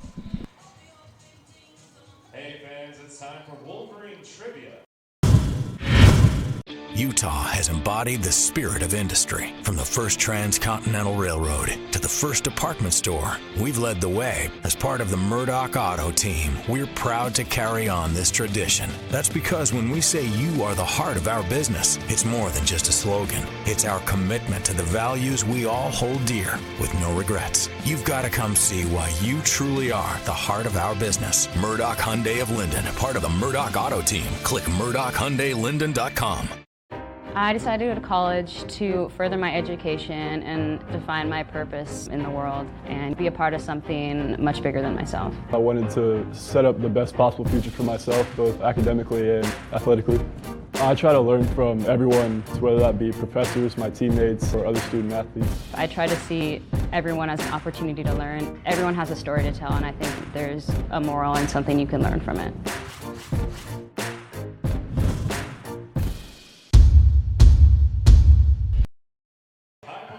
Multi-function copier starting at just 4-0 Anteaters as we head to the last of the 5th inning. Sims due up for Utah Valley, looking for their first base runner of the night. Andre Palante has been fabulous. Leading off for the Wolverines, number 13, Drew Sims. Palante, 6 feet, 203 pounds, the junior, out of San Clemente, California.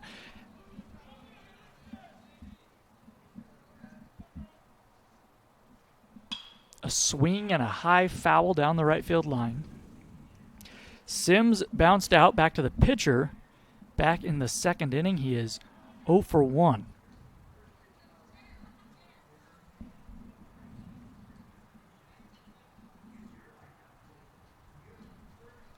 Righty versus righty, the pitch. Fastball misses down and in. A 90-mile-an-hour pitch there, 1-1 to Sims. Sims came into the ballgame batting .262, 1 homer on the year, 6 RBIs. Palante throws a curveball, misses down and away, a nice take there. I say the curveball, but that's a slider. But it has that, I don't know even how to describe it, that kind of loopy. It's kind of like a slurve almost. Yeah. You know, not really a straight kind of like 12-6 that you're used to seeing with the curveball. Ooh, a ball comes in and hits Sims in the elbow. And I'm not sure what Palante was. He was kind of upset, kind of threw up his arms. I wonder if they thought Sims leaned into it, but Sims was just reacting to the pitch, trying to get out of the way, turn his back to it, and it got him. So that's the first base runner of the night for the Wolverines, a hit batsman. Right now, if you're Utah Valley, Jordan, you'll take them anywhere, any way you can get it. Hit batsman, a walk, a base hit, a bunt single, I mean anything. So a man on. Curveball, I say the curve, that's another slurve slider in there for a called strike to Marco. So for the first time tonight, Palante is in his stretch. And if you're Utah Valley, you're trying to get a couple runs back here, and hopefully this gets Palante kind of out of that rhythm he has been in. Marco 0 for 1, he fouled out back in the 2nd. The 1 strike pitch to him is a fastball down low, and it's 1-1. Palante took something off that one. It was at 88 miles an hour. Marco leads the Wolverines in home runs this year. He has 2 of them. 1-1. Sims not a fast runner at first. He's held on by Domla. The 1-1 pitch. Breaking ball misses up and in. It's 2-1. And somebody's going to start getting loose in the Utah Valley bullpen. Here, Utah Valley trailing 4-0. Nobody out. A man at first base.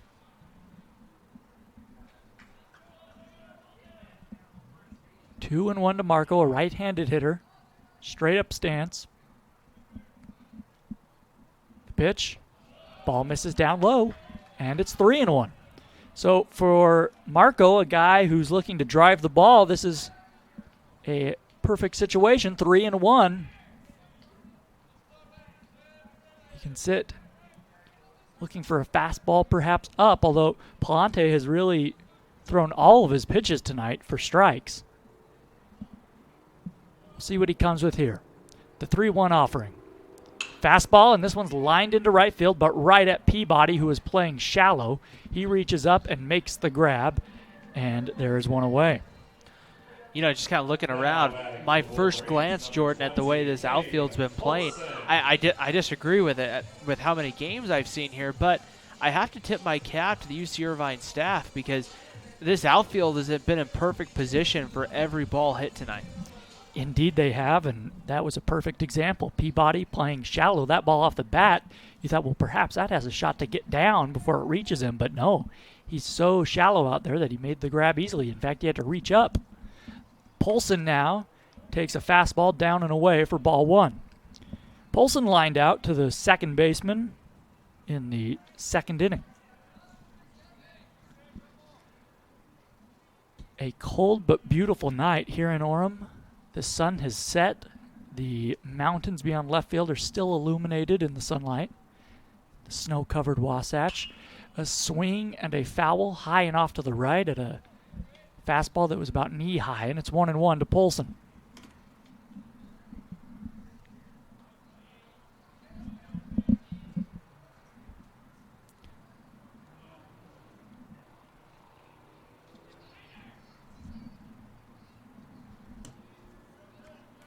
Sims at first base. Damla is playing behind him now, not holding him on. The 1-1. And a fastball catches the outside corner, and it's 1-2. Another Palante, it's not just been that he's thrown strikes, but he's worked the edges so well. That fastball at 92 knee high on the black, as they say, the outer edge of that plate, that's almost unhittable. The 1-2 swung on and rolled slowly back to Palante. He'll go to first for the out. Sims will move to second, and there are 2 away. Polson swung at a breaking ball and just got enough of it to roll it back to Palante. So it'll bring up Jake Plakis with 2 down and a runner in scoring position. The first time tonight that Utah Valley has had a man at second base.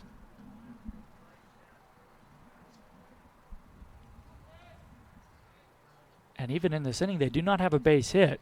Sims was hit by a pitch. We've since seen a line drive to right and then weak contact from Polson. Palante trying to work out of the minor jam. A breaking ball, a slurve in there for strike 1.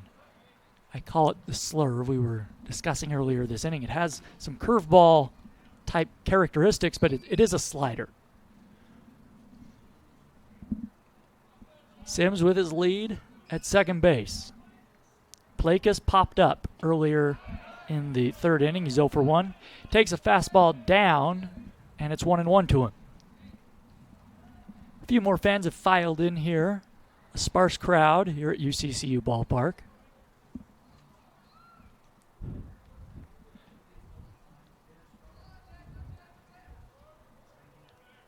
The 1-1 pitch. Fastball catches, a fastball changeup catches the inside corner, and it's 1-2. That is one pitch that we have not seen a ton from Palante tonight, is that changeup. He's featured the curveball, slider, fastball more often. 1-2, 2 outs. A man at second for the Wolverines. They trail 4-0 in the 5th inning. The pitch from Palante, a curveball misses outside, stopped behind the plate by Ratano, and it's 2-2. The freshman Vargas is on deck. Plakis on the year hitting just .231. He's had just 26 at-bats coming into the game. 6 hits. The outfield's shallow.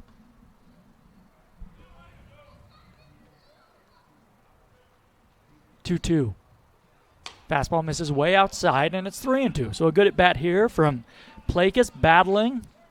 The Wolverines just trying to get something, anything going.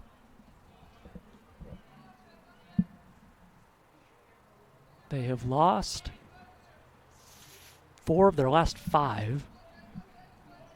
Utah Valley. I believe 5 of their last 6 as well. 3-2 pitch. Swing and a miss. A high fastball. Plakas couldn't catch up, and the inning is over. The Wolverines get a base runner, but they leave him stranded. No hits, no runs. On to the 6th inning, 4-0, UC Irvine. No errors, 1 left on base. After 5 complete, UC Irvine 4, Wolverine.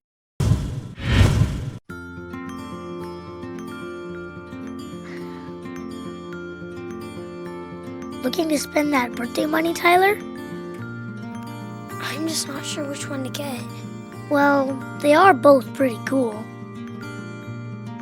But saving some of that money would be pretty cool, too. Yep. When's the right age to teach your children how to save and spend money wisely? Right now, with the Be Money Smart program only at Utah Community Credit Union. Inspiring smart decisions. You only need to answer one question. Will you accept the challenge to become? It doesn't matter your situation in life. No matter your interest. Whether your first choice or second chance. There's a place for you. Place for you. Place for you at UVU. Place to engage, to rise, to succeed, to become.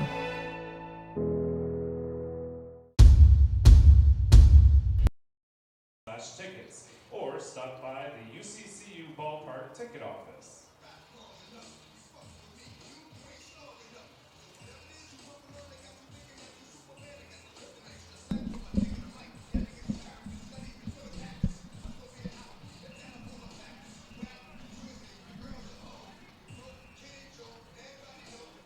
Leading off for the Anteaters, number 20, Matt. 4-0 UC Irvine as we begin the 6th inning here at UCCU Ballpark in Orem, Utah. Jordan Bianucci alongside Ryan Pickens. Jake Carr, the right-hander, back out there for the Wolverines. First pitch, off-speed pitch is in there for a strike. Ritano is the hitter. He is 1 for 2. He doubled in 2 runs in the first inning. That came with 2 outs in the inning. The 1 strike pitch is swung on and missed, and it's 0-2. Then UC Irvine tacked on 2 more in the 3rd inning. That came on a Falia 2-run home run. Well, the Wolverines had a chance to break up the no-hitter in the last of the 5th. With a man at second, they could have even scored as Ritano swings and misses. That's the 7th strikeout for Carr. He is really pitching well right now. And now we're going to have a pinch hitter for Jensen. Pinch hitting for UC Irvine, number 35, Connor Zickafoos. It's going to be Connor Zickafoos, the left-handed hitter. So Jensen strikes out twice tonight. His night is over. Zickafoos, an open stance. First pitch, curveball in there for a called strike. Zickafoos on the year has had 27 at-bats, just 4 hits. The windup from Carr, a slider just misses off the outside, and it's 1-1.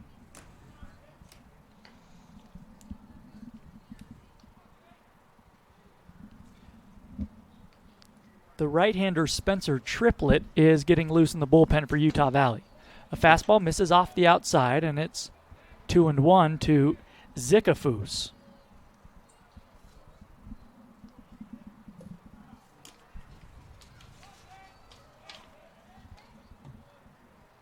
Zickafoos, 6'2", 211-pound redshirt junior out of Chino Hills, California. Ball topped foul at home plate. He's a transfer from Chapman University.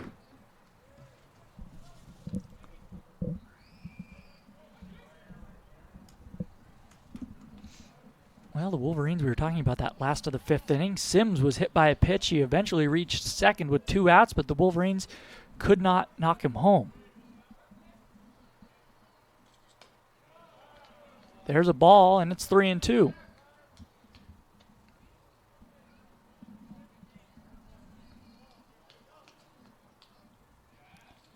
As the sun sets here in Orem, just a beautiful sight. The mountains beyond left field look purplish, Here's a swing, and it's fouled back to the screen.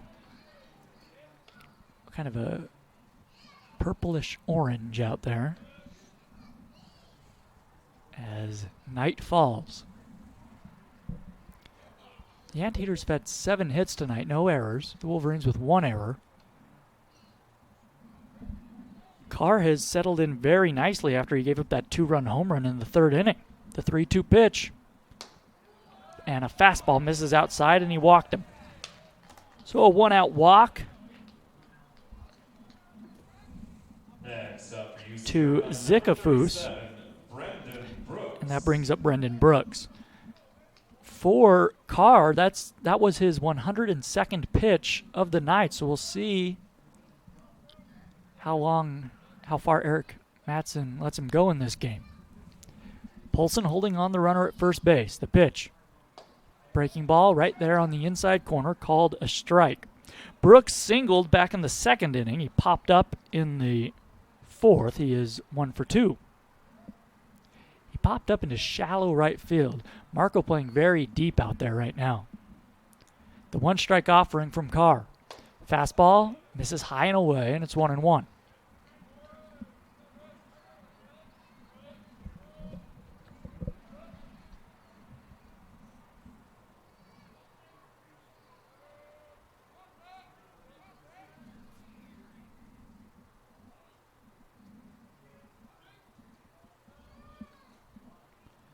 The 1-1 pitch. Fastball is popped up foul, high and off to the right. Game 2 of this series will be tomorrow at 2 in the afternoon.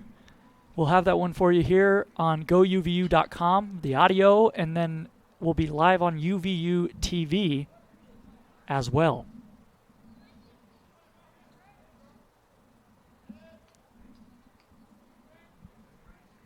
One and 2 to Brooks. Brooks came into the ballgame batting .213. The pitch. A breaking ball swung on and fouled back. Brooks just getting a piece of it. On the out-of-town scoreboard, Kansas State is leading UT Rio Grande Valley 3-1. That game in the last of the 8th inning. San Diego State and Seattle, they are scoreless in the top of the 2nd. The Wolverines, of course, will open conference play next weekend against the Red Hawks. St. Louis beat Chicago State 7-3. UC Santa Barbara beat California Baptist 8-2, the final. 1-2 to Brooks. Here it comes. Fastball just misses low right there on the outside corner. And the count is full.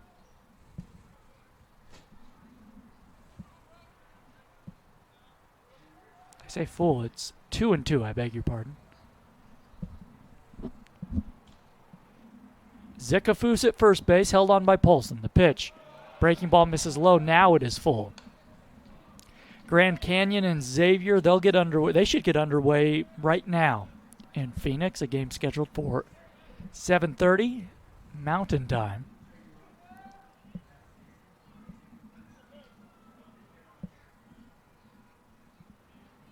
Full count. Let's see if the runner takes off with 1 out. He does not. A swing and a topper foul at home plate. And we'll do it again. So tonight, UC Irvine has put together a lot of good at-bats against Jake Carr. Carr's battled. He's thrown a lot of pitches. 1 out in the 5th inning, 4-0 UC Irvine. They're looking to lengthen their lead with a man on and a man out. Carr from the stretch, the payoff pitch. A swing and a foul back to the screen. A high fastball that Brooks got a piece of. The Wolverines in the home whites tonight, the green caps. The Anteaters in the blue tops, gray pants. Navy caps. Well, a few miles to the east of us, BYU and Gonzaga are playing. They are tied at 3 in the last of the 4th. BYU will be here at UCCU Ballpark Tuesday night. Ball misses down and away. The runner was taking off. It doesn't matter. He walked him. So 2 straight walks from Carr.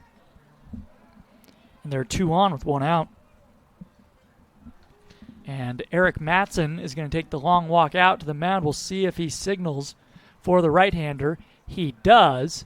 And Jake Carr's night is over. So he's on the hook for 2 more runs. We'll see if Spencer Triplett can get out of the 1-out jam here in the 5th. We'll take a break. We'll be back after this. It's 4-0 UC Irvine.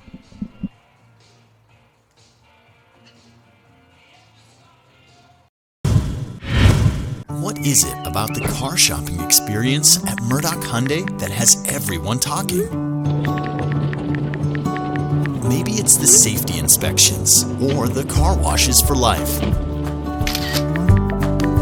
It could be the price match guarantee, or maybe it's just the way you're treated.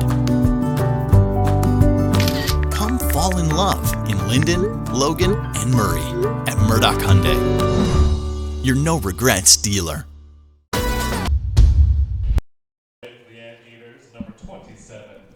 Right-hander Spencer Triplett takes over on the mound. Triplett on the season 0-1, making his 6th appearance with a 5.62 ERA. He's gone 8 innings, allowed 9 hits, 6 runs, 5 earned, 4 walks, and 3 strikeouts. Going right now off of an outing against Niagara where he went 3 1/3 innings with 2 strikeouts. First pitch to Koss. The right-handed hitter takes a ball down low from Triplett. It's 1-0. Brooks is at first base. Zikafus is at second. They each reached on walks. 4-0 Anteaters. We're in the 6th inning. Triplett checks the runner at second, now comes home. The 1-0 swung on and driven high and deep to left. Plakis back at the wall looking up. It is gone. And Christian Koss with his 2nd homer of the year, and he opens up this ball game 7-0 Anteaters. A 3-run shot. So Triplett, the first man he faces, clears the bases with a big fly. 2 of those runs will be charged to Jake Carr. And that's the way it's gone this season for the Wolverines. Peabody now up with the bases empty. Wrong pitch, wrong time for the Wolverines. That's really been the way it's gone, and that's the tough part. If you're Spencer Triplett, you come in, you're just looking to try to get an out, and instead you see one of your first pitches hit deep and out of the ballpark, and then now you have a kind of a clean slate, but still it's kind of hard. I don't think any pitcher really likes to give up that amount of runs off the home run, especially. 0-1 pitch is swung on and grounded through the right side, base hit. Peabody is on with just 1 out in the inning. Now Marco bobbles it in right and relays it in. That is Peabody's first hit of the night. Now hitting for UC Irvine. So here is Jake Palmer, top of the order for the Anteaters. Taking a look at the out-of-town scoreboard at the in-state schools, Utah has put up a 3 spot in the top of the 1st on Arizona down in Tucson. The Utes leading 3-0. The Wolverines will see the Utes twice this season. Once here at UCCU, and then once up at Smith's Ballpark in Salt Lake City as the ball misses way outside. A nice job by Sims to reach out there and keep it from going to the backstop. It's 1-0. One of the more compelling series of the weekend, Jordan. How about Oregon State and UCLA? 2 and 3 in the country playing each other. That's probably not your favorite way in the Pac-12 to get started. Here's a swing and a pop fly down the left field line. Plakis coming in foul territory. He won't get there. It falls on the bullpen mound, which is in play here at UCCU Ballpark. And it's 1-1. Plakis kind of pulled up there at the very end of that run, and I think maybe he's getting a little, he was wary of that bullpen mound. Well, you have to remember, Jake Plakis, this is his first year here at Utah Valley, and you're starting to get away from the idea of mounds being a part of the field. Now they're more off the field usually, and so still trying to get used to exactly where he's at. on the field. The 1-1 is grounded to third. Estrada plays it, goes to second for one. Hall to first. Double play. A nice job by Estrada. The quick turn, the quick throw to second, and Hall with the nice quick turn to first. And Triplett gets a double play and a much-needed double play at that. We head to the last of the sixth inning. 3 more on the board for the Anteaters. They lead Utah Valley 7-0.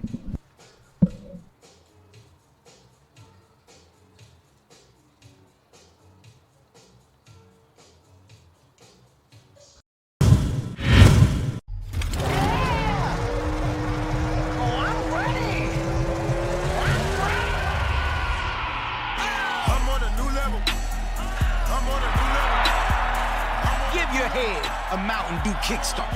Let me.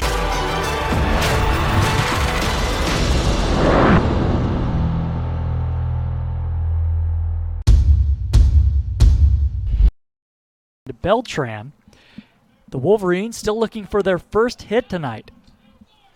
Andre Palante has been terrific. A fastball misses up high, and it's 1-0. He's been nearly perfect. The only base runner the Wolverines have had tonight came last inning, and that was when Sims was hit by a pitch. Palante peers in, working from the windup. The hard-throwing right-hander delivers. And there's a fly ball down the right field line. Peabody giving chase. It's in there for a base hit. Peabody now bobbles it. Vargas will stop it first wisely as Peabody regains it in foul territory and fires it in. But the Wolverines have a base hit. And that's just what you needed right there to get something going offensively. Somebody in the bottom part of the lineup to say, hey, guys, come on now. We can get a hit. And it's difficult tonight. And one hit obviously isn't going to change the ball game, but if you could just get some offensive confidence here the rest of the way, UC Irvine going to get a right-hander start to throw down in the bullpen, so you may have a chance to get into this UC Irvine bullpen. Yeah, Palante has just thrown 64 pitches tonight. We're in the sixth inning. Here is Howell, the Wolverines trailing 7-0. Curveball misses up and in, ball 1. Howell trying to get that bat going, hitting just 176 coming into this ball game.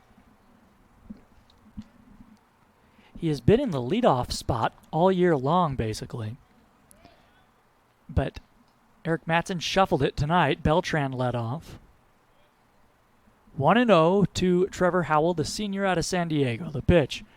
Fastball in there on the inside corner, and it's 1-1.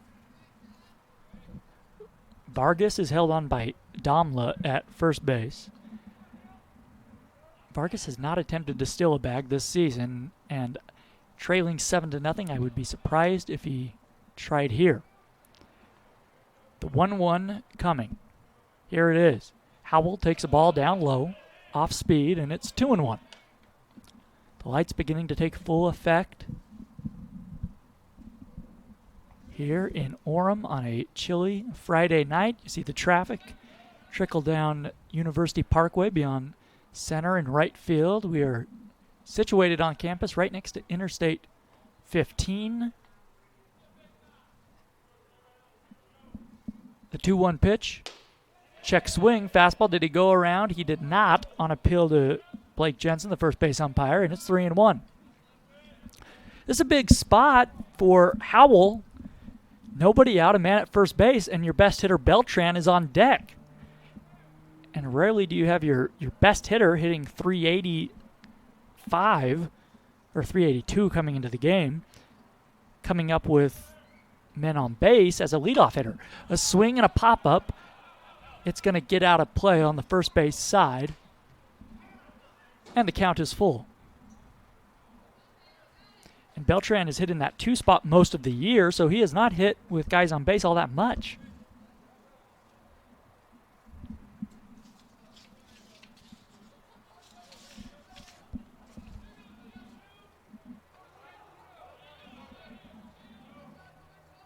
Howell hitting just 179 this year with runners on base. Fastball misses off the inside part of the plate. A very nice at bat from Trevor Howell. And there are 2 men on, nobody out, and the Wolverines have their first real rally of this game. And it comes at a great time as Beltran will hit. We're going to have a conference on the mound with all the defensive players as the catcher Ritano will head out there and have a chat. So that's the first mound visit tonight. 5 remaining for Irvine, UC Irvine. And you have to remember that their starting pitcher tonight, Palante, has been in such a rhythm throughout this ball game. He hasn't had to wait too long in the dugout in between innings, but this last inning, he had a fairly significant wait in there with the pitching change and some other things like that. So keep that in mind that he might have gotten a little cold and out of his rhythm. So this might be a great opportunity for Utah Valley to maybe chip into this lead a little bit and get a run or two. Yeah, and whoever was getting up in that bullpen for the Anteaters has since sat down. So here is Beltran. He is 0 for 2 tonight. He has bounced out and struck out. A right-handed hitter hitting at .368. Palante from the stretch. Fastball misses down and in, and it squirts away from Ritano. A very wise choice by the freshman Vargas out there at second base to not chance trying to take third. His team trailing by 7. So 1-0. And this is absolutely the first time that Palante has shown any type of weakness or the Wolverines look like they are comfortable at the plate right now. The 1-0 pitch. Beltran swings and grounds it to short. Koss has it, goes to second for 1, on to first, a double play. That's exactly what Palante needed, a ground ball, and he got it. So 2 down. Vargas takes third base, and Cody Hall will bat. Second baseman number 6, Cody Hall.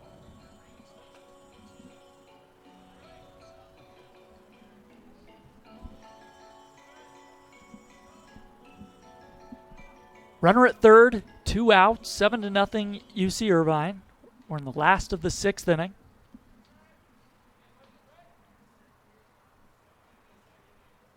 Hall hitting .273 on the year, 0 for 2 tonight. There's a strike. The Wolverines have just 1 hit tonight, and that came to lead off this inning off the bat of Vargas. He is at third. After the double play, 2 outs. That's how double plays usually work. The 0-1. Swing and a miss. Hall waves at a slider down and away, and it's 0-2. The Wolverines have struggled at the plate with runners in scoring position this season.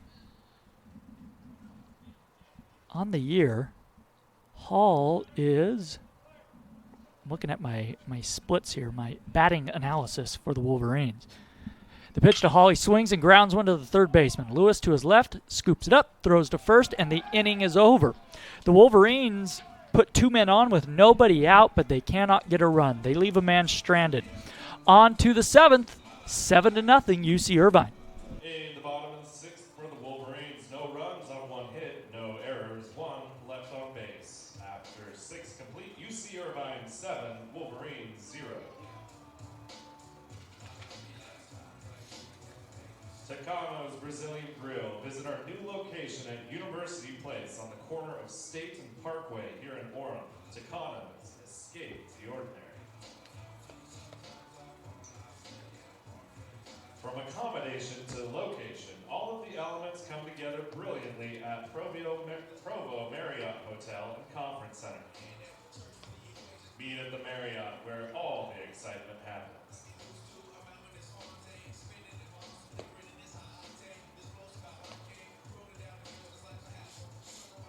Sports medicine is not only for professional athletes, but for athletes of all ages, activities, and abilities. Intermountain Healthcare and Utah Valley Sports Medicine, helping people live the healthiest lives possible.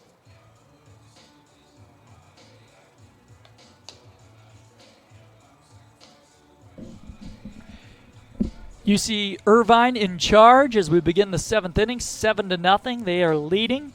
Don't forget, fans, after the ball game, We will give out our Wilkinson's Trophy Player of the Game with 41 years of experience. Wilkinson's Trophy is your place for awards, screen printing, embroidery, and name badges. Check out selections online at wilkinsonstrophy.com. Spencer Triplett, the right-hander in relief, back out for his second inning of work. He will face Philia, Lewis, and Damla. And to tell you all about it, here is Ryan Pickens.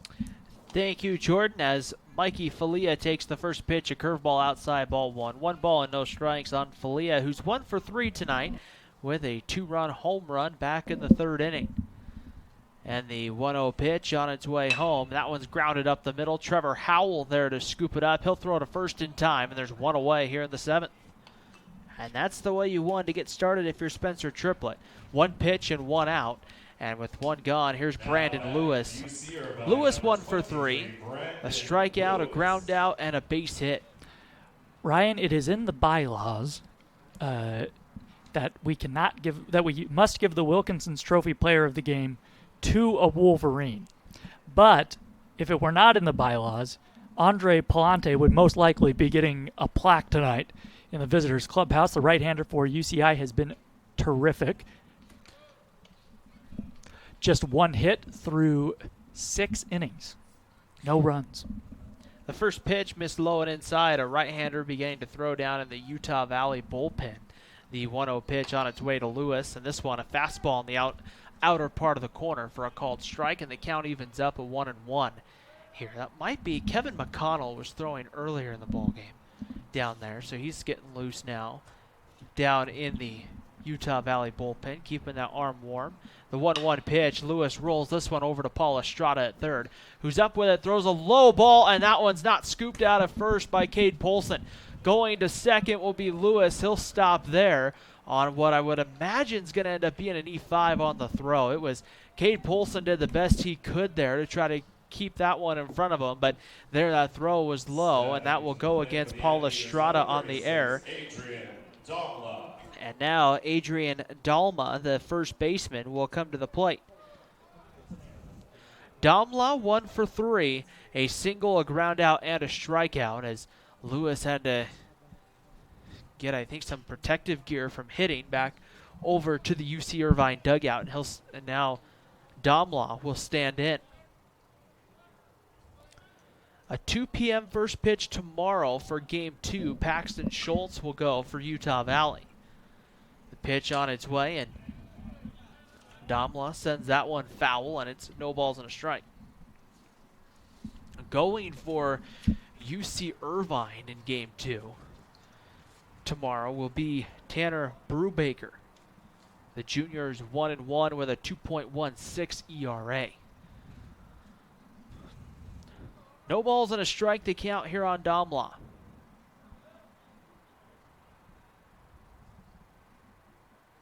Triplett ready to come home. This one low, and the count evens up at 1-1. Coming into tonight, it was New Mexico State leading the WAC standings with a 14-4 overall record. It's really all you can go on right now. California Baptist is 13-4. However, right now, Cal Baptist will not be eligible for the WAC conference tournament. That one low for a ball, inside and low. And it's 2-1 now, the count here on Adrian Damla. Brandon Lewis running out at second base after reaching on the error. Spencer Triplett, the right-hander, ready to go on the mound. Has the pitch he's looking for and comes home. This one low and inside, ball 3, and the count moves to 3-1 here on Damla. Well, that's the second error of the night, that bad throw from Paul Estrada for the Wolverines. Utah Valley, that is their 26th error of the season, and that would put them in second place in the WAC in total errors. Pitch on its way, misses low, ball 4, and Adrian Damla will walk here in the 7th inning, and the Anteaters are threatening again with runners on at first and second, 1 away. Only Northern Colorado has more errors than the Wolverines this year, and they have 29, so just 3 more. And everybody else is up there. The best in the WAC is Grand Canyon. They've had just 18 errors on the season, but it is something to look at. The Wolverines have made some mistakes in the field this season, and it has cost them. Tough part is you're not just giving them additional outs to work with, you're oftentimes moving the runners around. Sometimes those errors are coming around to score runs, either on the air or later on, as the catcher, Matt Ritano, stands in and takes the first pitch for a ball, and it's 1-0 on Ritano. The 1-0 pitch is on its way. This one's bounced over to Estrada. He'll touch third base for one out. Throw over to first in time to Cade Polson, and the inning comes to an end. So the double play, 5-3, ends the inning. We head to the bottom of the seventh. Estrada, Sims, and Marco due up for the Wolverines on the WAC Digital Network, and go UVU.com. The road to national championships runs through NCAA.com and the NCAA Sports app. And whether you follow one college team or all of them, it's never been easier to get the content you want all in one place. With live broadcasts of multiple championships across all divisions. With exclusive access. Ready to go? And highlights for every single championship. Stay in the game all season long with NCAA.com and the NCAA Sports app.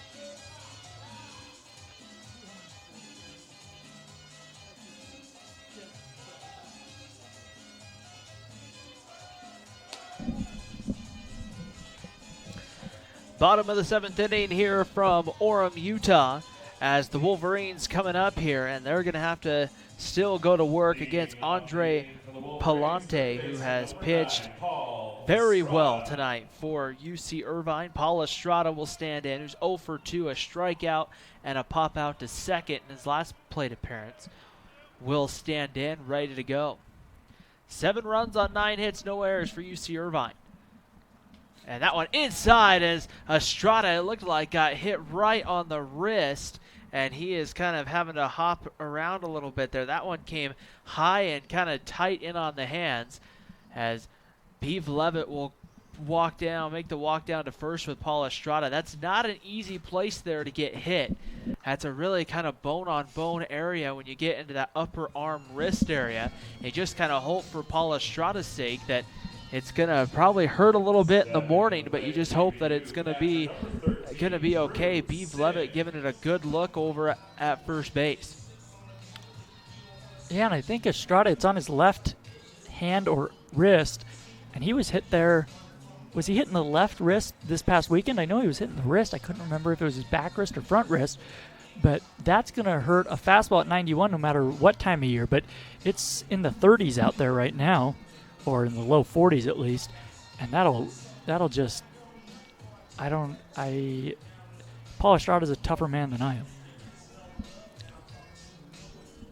I can't remember if it was Paul Estrada or it was Michael Beltran that got hit, I know, in the Fresno State series. One of them I know got hit up in the head, or pretty close to it there, but I can't remember if it was Estrada or if it was Beltran. Here is Drew Sims ready to go, and the first pitch on its way low, blocked in the dirt for ball 1.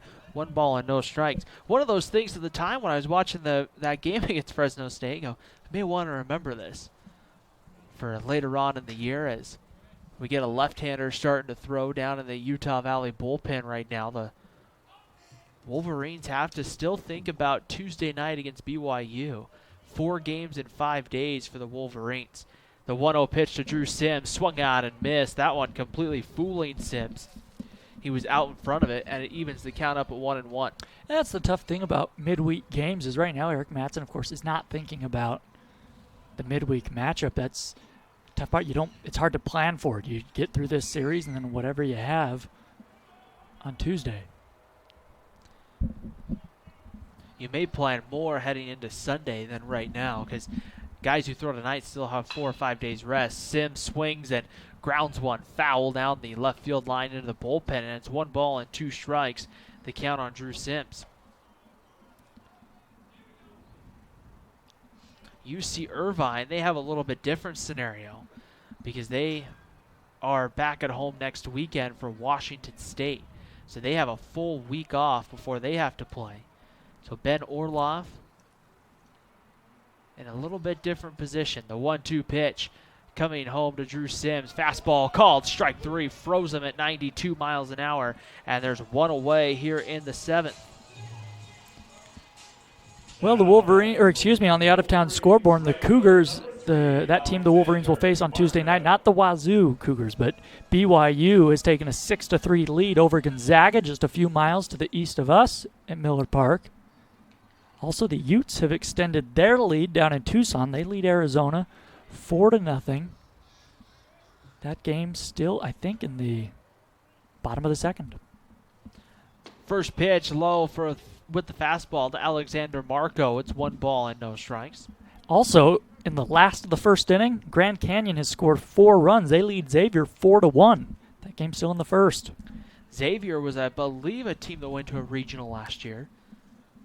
Last year or the year before. I know they've been at the very least in their conference championship games. As Alexander Marco bounces this one to short, they'll go to second for 1. The relay turned to first wide of the first base bag. Marco will take a turn and will head down to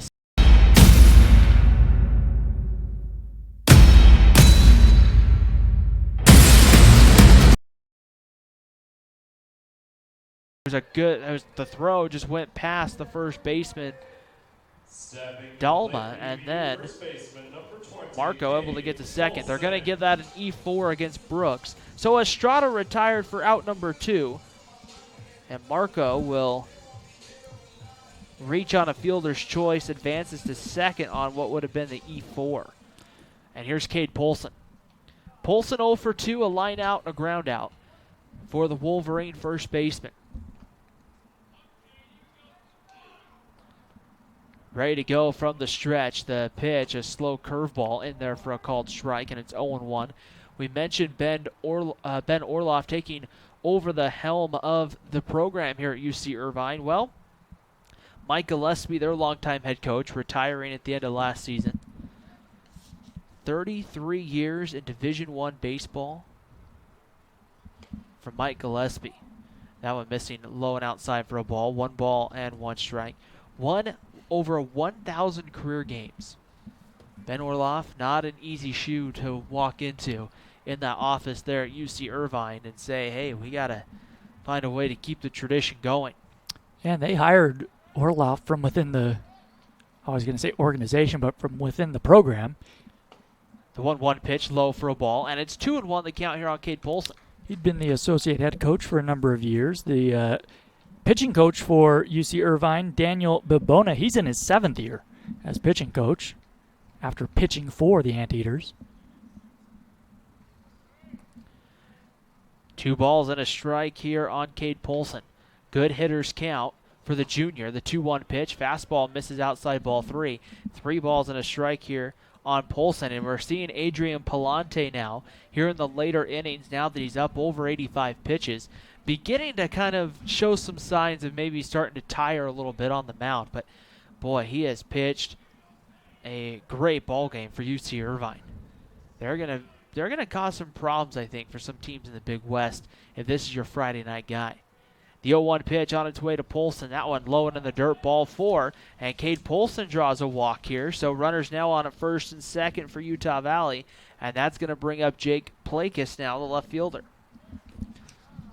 No action, and now we're going to have a mound visit here. Believe this is going to be Ben Orloff. Not Ben Orloff. No, this is the pitching coach heading out there for UC Irvine. Yeah, Daniel Bibona, he will make the changes. He'll make all the visits out to the mound for UC Irvine. Just to give you an idea about how great this pitching staff is, tomorrow you have Tanner Brubaker going. He's 1-1, has a 2.16 earned run average. All right.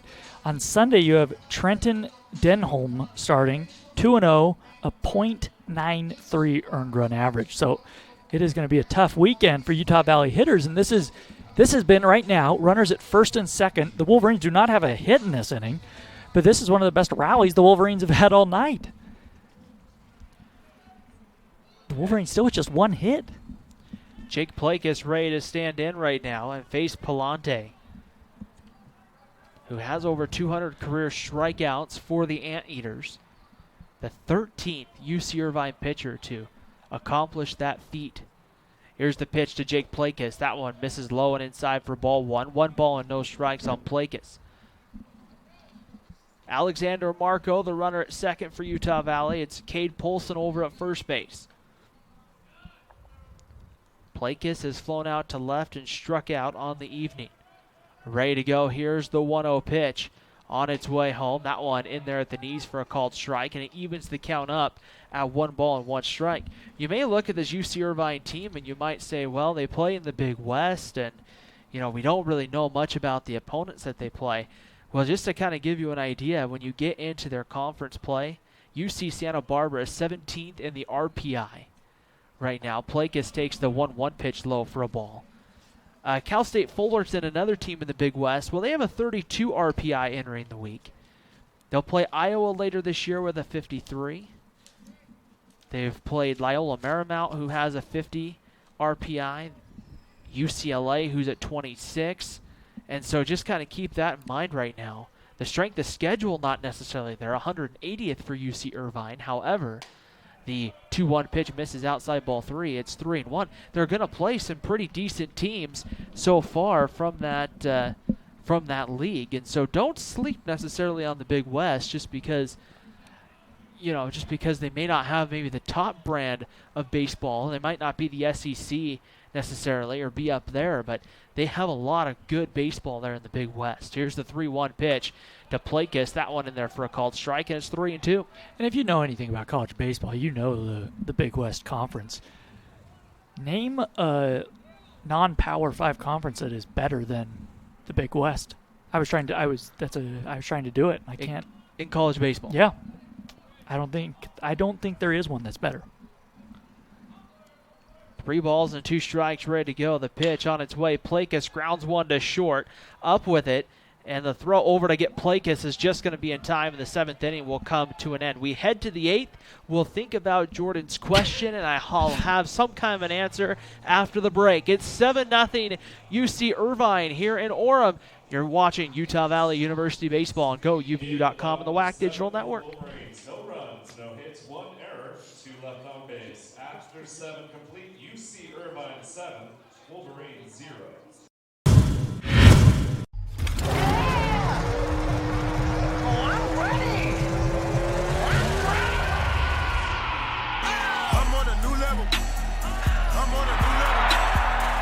Give your head a Mountain Dew kickstart. Let me.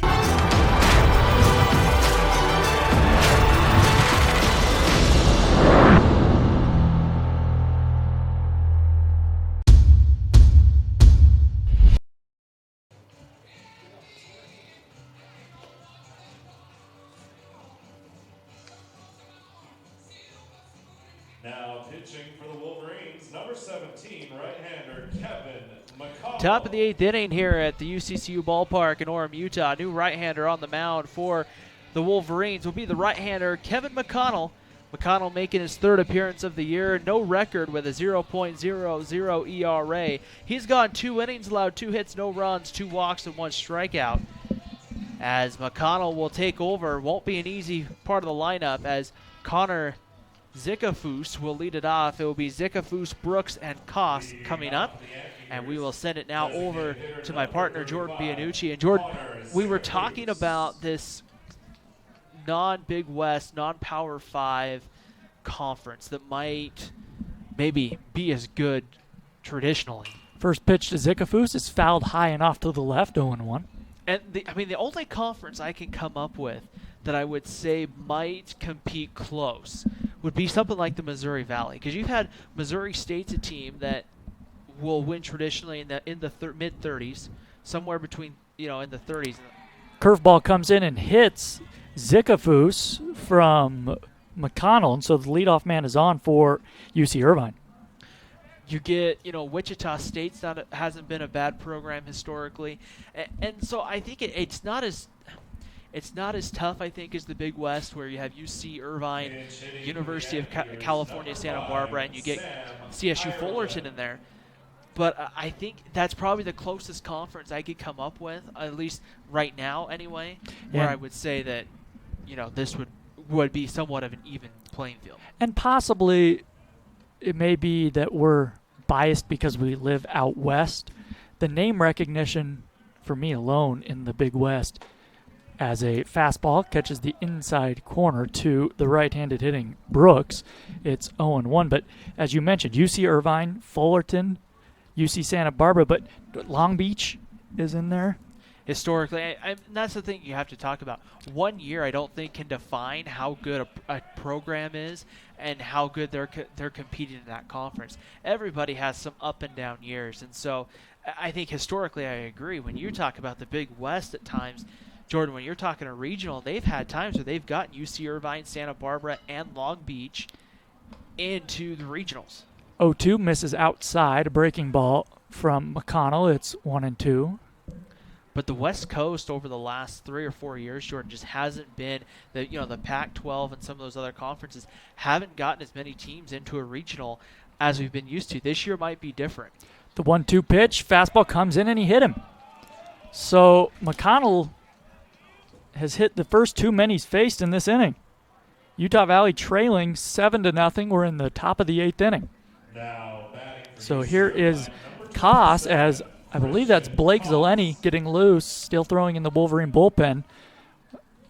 There is a right-hander throwing, or it's a lefty down there for UC Irvine. 2 men on, nobody out. Koss hit a 3-run home run in his last at-bat. That was off Triplett. The pitch, a curveball, and a good one right there for a called strike. That is John Vergara in the pen for UC Irvine. 0-1 here to Koss. McConnell set, he kicks and fires, and a ball misses down low. McConnell not a hard thrower. 1-1 the count to Koss. Peabody is on deck.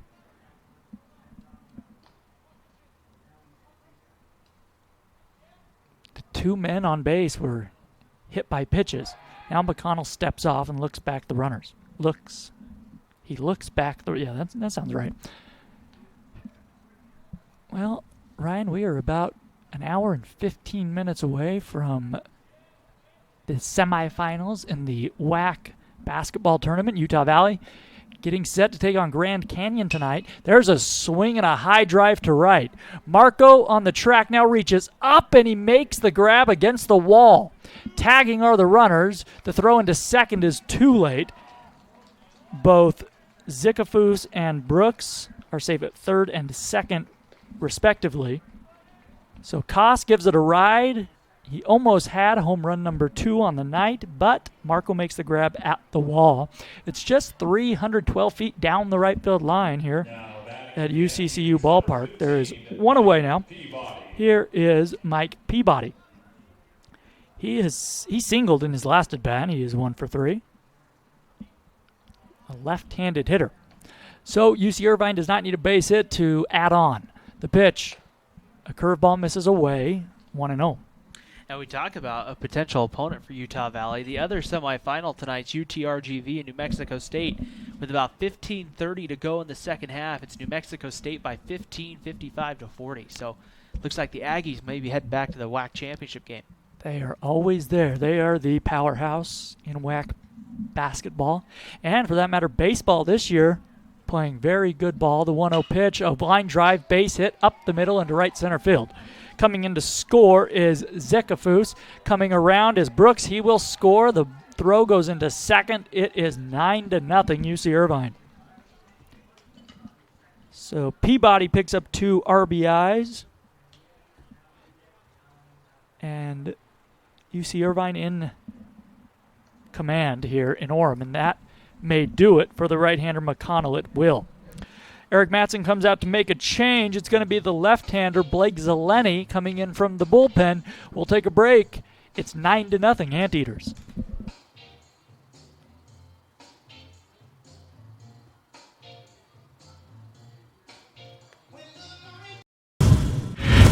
What is it about the car shopping experience at Murdoch Hyundai that has everyone talking? Maybe it's the safety inspections or the car washes for life. It could be the price match guarantee, or maybe it's just the way you're treated. Come fall in love in Linden, Logan, and Murray at Murdoch Hyundai. Your no regrets dealer.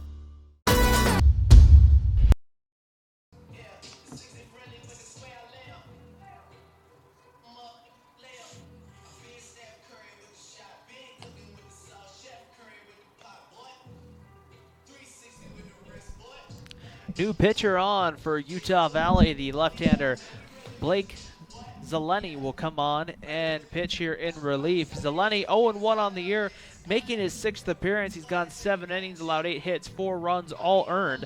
9 walks to 3 strikeouts right here for the left-hander. This season is probably one of his better outings. 3 innings at Fresno State back on February the 16th. So an opportunity here as he's going to get Jake Palmer, a left-hander who's 2 for 4 on the evening for UC Irvine right here. The number 22 Anteaters right now leading this one 9-0. And right now I think if you're Utah Valley, Jordan, it's about limiting the damage here, trying to just make this one as positive as you can and just get ready for tomorrow. So Zeleny, the lefty, on to face the left-handed hitter Palmer. Yeah, the last time we saw Zeleny was last weekend against St. Mary's. He went a third of an inning, and he just couldn't quite find his command. First pitch is in there for a called strike. 0-1. We were talking with, there's a man at first here with 1 out in the inning. Talking about New Mexico State and their hot start to the season down in Las Cruces. They are 14-4 and have just been hitting the ball like crazy, as they always do. A curveball in there for a called strike 2. It's 0-2 to Palmer. He is 2 for 4 tonight with a couple runs scored. 9-0 Anteaters. And the case against New Mexico State that they always kind of have to fight against at the beginning of the year is they haven't played great opponents. The 2-strike pitch, a fastball misses up high. They did play a great opponent, very good, on Tuesday night, and they lost at ASU. Arizona State beat them 7-3. So we'll see how good New Mexico State is, but they should be a really good team in the WAC this year. And I believe that, were they picked to win the conference? I think they were. The 1-2 is grounded foul on the first base side. I know I think their second baseman, Nick Gonzalez, boy, I mean, some of the stat lines that he's been putting up. I think in their opening series he had, he had multiple home runs, and I think he had a game where he hit, 2 out for sure. I mean, it's, and it's interesting to kind of see. I mean, I think they're receiving votes in some of the polls this week throughout the top 25. The 1-2 fastball misses up high, and it's 2-2 to Palmer. But, they've built the program. I mean, Brian Green has done a great job with that program and really putting it in a position to thrive and succeed in the WAC. And I think in the conference as a whole, really starting to take some positive strides. And I think it's going to be really interesting in the next couple of years to just see how competitive the WAC does get. The 2-2 pitch, a ball misses outside, and it's 3-2. I remember,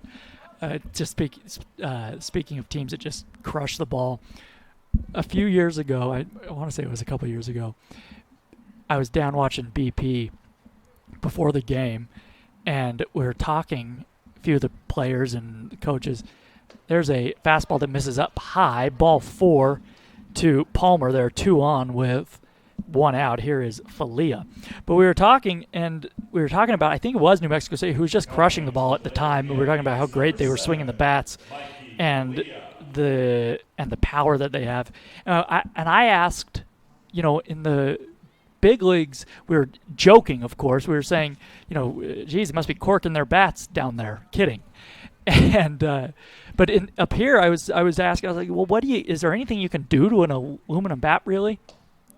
And there's a strike in there at the knees to Falia. And with the composite bats, I guess I can't remember what they called it.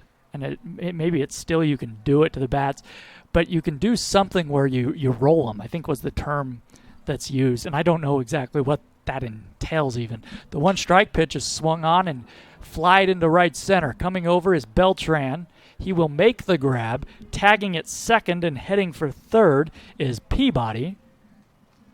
Staying put at first is Palmer, and they're 2 away.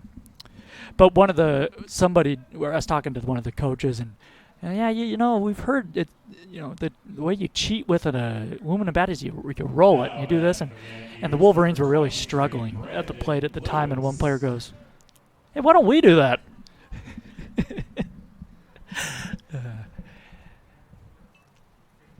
Why don't we do that? I don't know how you do it. I could take a shot. Maybe, Ryan, and we could make this a science project. We take maybe like a rolling pin. There's a swing and a miss, and it's 0-1. It's really interesting because I think I remember the Sammy Sosa game where they wanted to test his bat, and they pulled it out and said, "Hey, you need to play with this different bat." And it's just really interesting to kind of see. I was watching. I was a few weeks back. I was watching a YouTube video where Alex Bregman of the Astros, him and some of his teammates and buddies went and umpired this local Little League game. And the whole idea was just they were blowing calls on purpose. They tossed a coach for arguing, and they stopped play one time. They started saying, "Excuse me, I need to look at that bat." The 1-1 is lined foul down the right field line. 1-2 to Falia. And so here they're looking at this bat, and they're just looking at it, just like they're examining it. And they're and Alex Bregman was behind the plate, and he says to one of his teammates who's umpiring first, "What are you looking for?" He's, "Well, this one looks regulation to me," and hands it back to the kid. It was a really cool opportunity for those kids to have 4, I think, big league players umpire their game. But I mean, it's like a 30-minute video you can find on YouTube, and it was just one of those interesting things just to watch them see the surprised look on the kid's face when they realize that, oh, this is the Houston Astros out here on the field umpiring my game. And they finally, at the end, just kind of broke it up and kind of laughed about it. The 1-2 pitch misses up high, and it's 2-2 to Falia. He hit a 2-run home run back in the 3rd inning. He is 1 for 4. UC Irvine put a 2 spot up in the 1st, a 2 spot up in the 3rd. They scored 3 in the 6th. 2 are home here in the 8th. There's a swing and a drive into deep right center field. Beltran on his horse, looking up. It's going to one-hop the wall. Coming in around 3rd is Palmer. Stopping at 2nd is Falia with an RBI double. It's 10-0 Anteaters. That one-hopped the wall in front of where the 388 marker would be. So that is Falia's 3rd RBI of the night, and the Anteaters just keep coming. Did I say Falia? I meant Lewis. I beg your pardon. So the 1st RBI of the night for Lewis. 2nd? Where do you pick up the other RBI, Ryan? 2 runs scored. 2 runs scored on that one.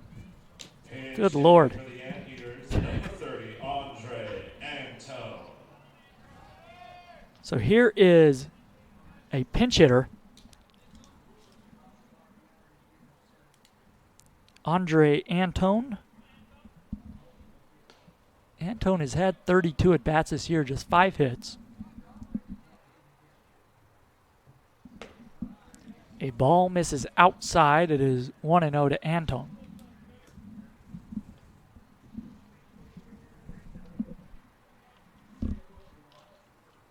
I got so into your Bregman story that I forgot to put F8 in for Falia. 1-1 now to the right-handed hitting Antone. No home runs, 5 RBIs on the year. Zeleny working from the stretch. The left-hander throws. And there's a fastball at the belt. She called for a strike. It's 1-2. Antone is the 9th man to hit in this inning. Is that right? No, he's the 8th man. Beg your pardon. For Irvine. Go ahead. I would imagine that that's going to be the end of the line tonight for Andre Palante. With this kind of a long wait again, I doubt you're going to let him get cold and want to come back out and throw. That left-hander starting to throw pretty good down there in the UC Irvine bullpen. Antone takes a ball up high. It's 2-2. 2-2.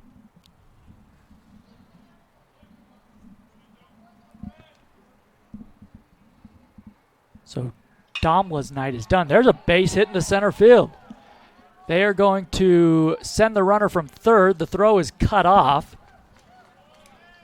Lewis ran through a stop sign at third base by J.T. Bloodworth, and he scores. It's 12-0. And I think J.T. Bloodworth was putting up the stop sign saying, hey, it's 11-0, but I think Lewis read that off the bat, and I think it's difficult if you're Lewis right there. Your instinct on a base hit with 2 outs is to score. He scored easily. So I don't know if he didn't see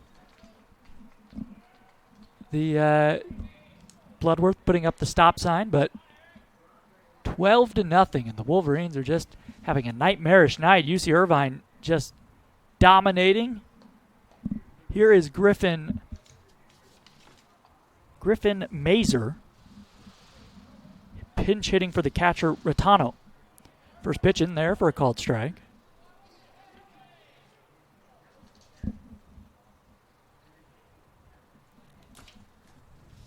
Mazer, this will just be his 4th at-bat of the year. He swings and fouls it off, still looking for that first hit.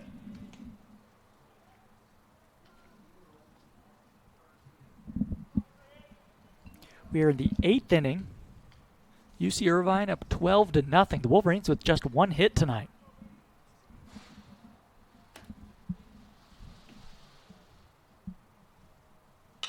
A swing and a pop-up. Shallow center field. Beltran was playing deep. He sprints in. He's not going to get there. Neither did Howell make the grab. Howell slid, and he did. So a very, very nice play by Trevor Howell going back and to his left. An over-the-shoulder grab, and the inning is over. UC Irvine puts a 5 spot on the scoreboard, though. They lead 12-0 as we head to the last of the 8th on GoUVU.com.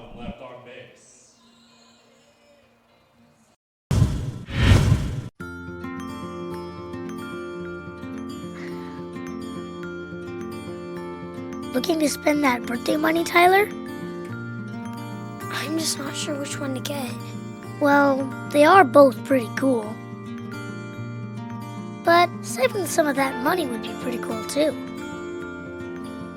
Yep. When's the right age to teach your children how to save and spend money wisely? Right now, with the Be Money Smart program only at Utah Community Credit Union. Inspiring smart decisions. You only need to answer one question. Will you accept the challenge to become? It doesn't matter your situation in life. No matter your interest. Whether your first choice or second chance. There's a place for you. Place for you. Place for you at UVU. Place to engage, To rise. to succeed. To become.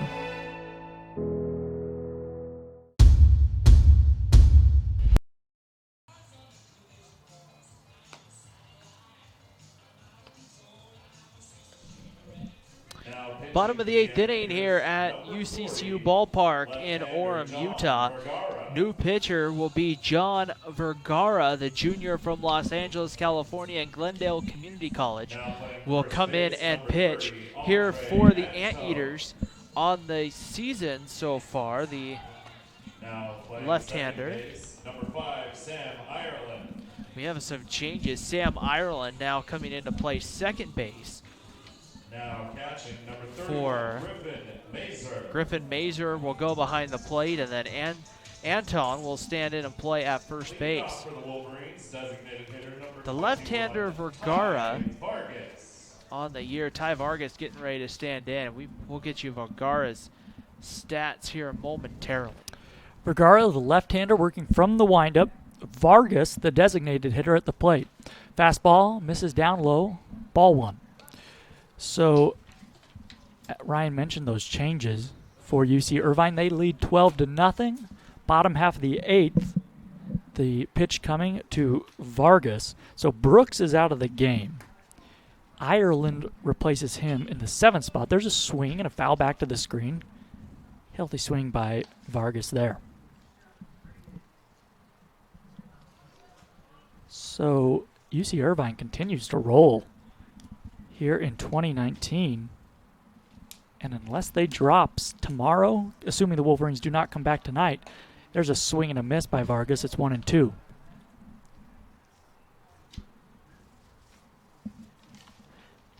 If Utah Valley, assuming they don't come back, they will have to win the next 2 games, or UC Irvine will have won every series this season.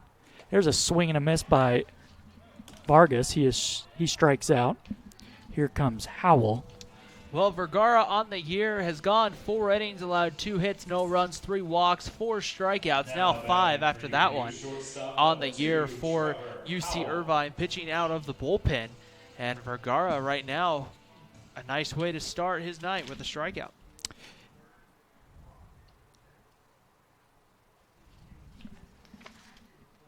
A swing and a pop-up here. First pitch from Howell. Shallow center field. It's going to be the new second baseman, Ireland. He makes the grab. And on 1 pitch, Howell is retired.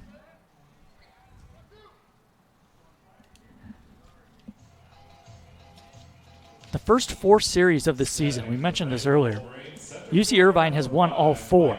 The last UC Irvine team to win its first 4 weekend series was in 2009. And that team won their first 5 series en route to a 45-win season and postseason appearance. So the Anteaters looking to do just that this weekend against the Wolverines.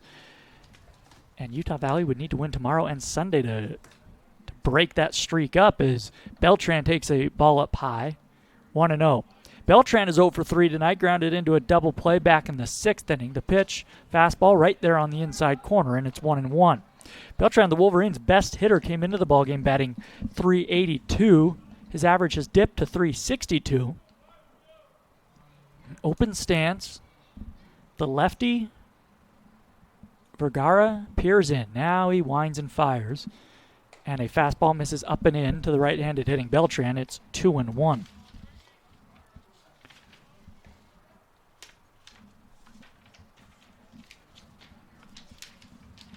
It is a chilly night. It's never good, Ryan, when I can see my breath in the broadcast booth.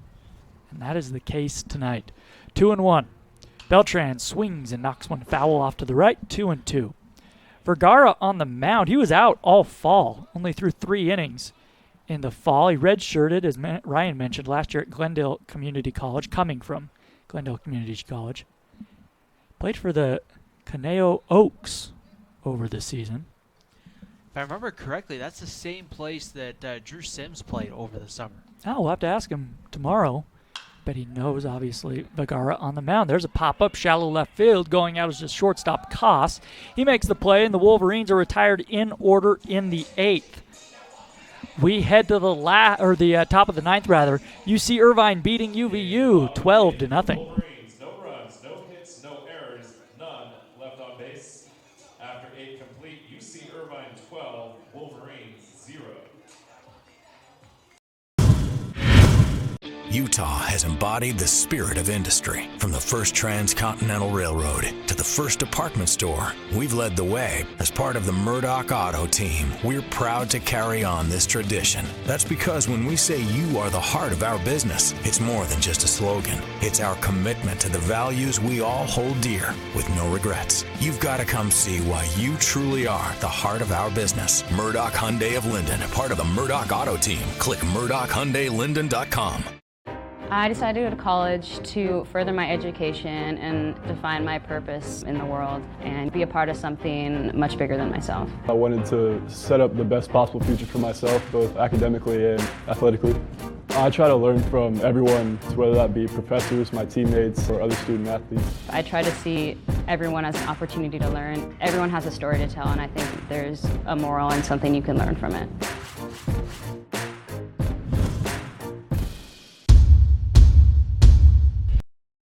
For tickets, visit gouvu.com/tickets or stop by the UCCU Ballpark ticket office.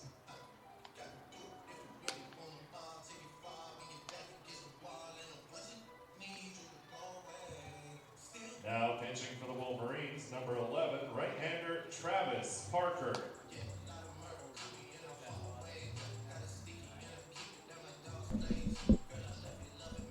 Now playing third base for the Wolverines. Well, a couple of changes for Utah Valley. Mick Madsen, number 7, will come in the game. He's now at third base for the Wolverines. And a pitching change for the Wolverines. Number 11, Travis Parker, will come in out of the bullpen. Parker making his 7th appearance of the year. He's gone 6 2/3, 12 hits, 7 runs, 6 earned, 6 walks, and 4 strikeouts. He's got no record with an 8.10 ERA. The hard-throwing right-hander from Colorado will stand in and get ready to face Zickafoos. And then I believe it will be Ireland and then Koss coming up here for UC Irvine. Zickafoos came in the 6th inning. He pinch hit for Jensen. He is walked and was hit by a pitch. He scored 2 runs. Swings and misses here at a fastball at 88 from Parker, 0-1. Well, the Wolverines have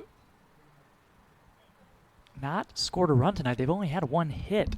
They have gone down in order, 1, 2, 3, in 5 innings. The 1 strike pitch hits Zickafoos. He cannot catch a break. Did that not hit him? That went right by him, behind him. Wow. I don't know how he got out of the way of that one. A fastball missed him. It's 1-1. So Parker throws behind the left-handed hitter. Look out. The 1-1 coming. Fastball swung on and driven into left center in the ballpark. Plakus to his left. He makes the grab. There's 1 away. The Wolverines' offense has been anemic tonight. A lot of that can be chalked up as just great pitching by Andre Palante, the starter for UCI. Here is Sam Ireland getting his first at bat of the evening. He came in as a defensive replacement in the 8th. Ireland is just 1 for 4 on the year. And now a ball hits him. And it caroms off of Sims, and now he's bent over in pain.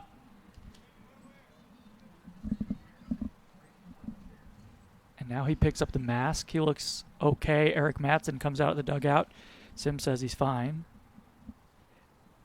And Ryan, that's really indicative of what it's been like for the Wolverines this year. That's a free base runner on a hit by pitch. And the tough part is you look back on that 8th inning, for example, the Zickafoos gets hit by a pitch, Brooks gets hit by a pitch. You get the single that scores both Zickafoos and Ireland, and then Palmer gets walked. He comes around to score later on. And so, you know, you start giving free bases, it just kind of changes things a little bit here. Yeah, I mean, it puts you into stressful situations. Righty versus righty. A man on, a man out in the 9th. The pitch from Parker. Fastball, topped foul at home plate. Koss hit a 3-run home run back in the 6th inning. Reached base on an error in the 4th. 1 for 4.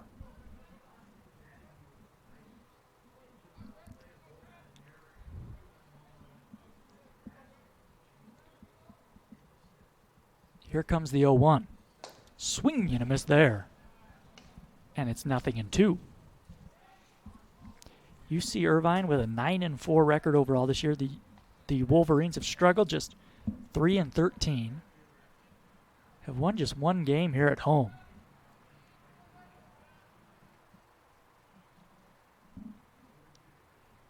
They are 1-4 at UCCU Ballpark as the ball misses away, and it's 1-2. And you always want to win at home. I mean, you know, we talk about that oftentimes here. You have a chance to, you want to win those home games, especially those home series in conference play you want to win, and then you really want to go steal 1 or 2 on the road. A ball bounces off Sims and high up into the air. Now it rolls near the backstop. Taking second is Ireland on, I assume that will be a wild pitch from Parker. Well, I'm looking at the stats, and the Wolverines have walked 4 batters tonight. The combination of the 5 pitchers have walked 4 batters, but they've hit 3. That's 7 free passes to a team you don't want to give free passes to. Parker now steps off, wants Sims to run through the signs again. Well, my computer, it finally died. Ryan, I forgot the charger. You came through really big time with the iPad tonight. That ball smoked into left center field. That's going to roll. The run will come around third. He will score. Into second with an RBI double is Koss. That is his 4th RBI of the night. It's 13-0 Anteaters. Pitch hitting for the Anteaters, number 10, Ryan Johnston. Ryan Johnston will be the pinch hitter. He will bat for Mike Peabody.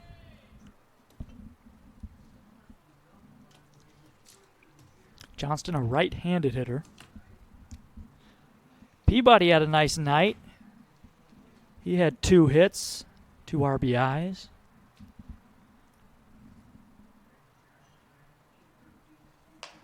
Johnston takes a ball down low. On the year, Johnston has had 8 at-bats, no hits. The redshirt junior out of San Diego.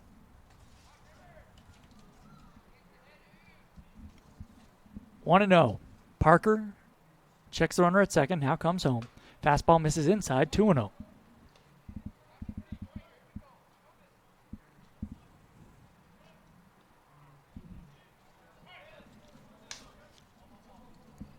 Now a ball gets away from the UC Irvine bullpen. There's a right-hander getting loose down there. UC Irvine scored 2 in the first, 2 in the second, 3 in the sixth, and then really broke it open with 5 in the eighth. There is 1 home here in the ninth. They lead 13-0 on 13 hits. Here's a ground ball to second base. Hall has it, throws to first, and they're 2 away. Koss takes third base on the 4-3 putout. That turns the lineup over. Johnston is 0 for 9 this season. That's tough, coming off the bench in the ninth after sitting for 3 hours.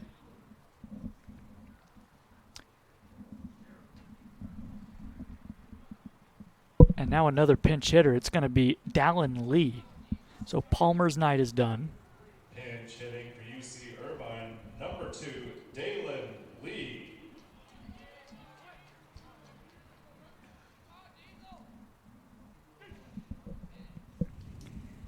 This is a nice opportunity for UC Irvine to get some of those young players some at-bats here in a situation where, I mean, you're up, you're in pretty good control of the ball game. Kind of a no-pressure situation for some of these young guys to step in and get an at-bat. I don't think anybody's going to get 2 at-bats tonight, but at least step in and get an at-bat. Ball misses outside to Lee, then down and in, and it's 2-0 to him, a left-handed hitter. Lee has had 2 at-bats this year. He's 0 for 2.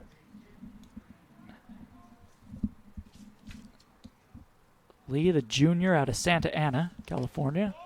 Ball misses down low, 3-0. Parker just trying to find that strike zone, takes a big breath, shakes his head on the mound. The Wolverines have been just 1 hit tonight.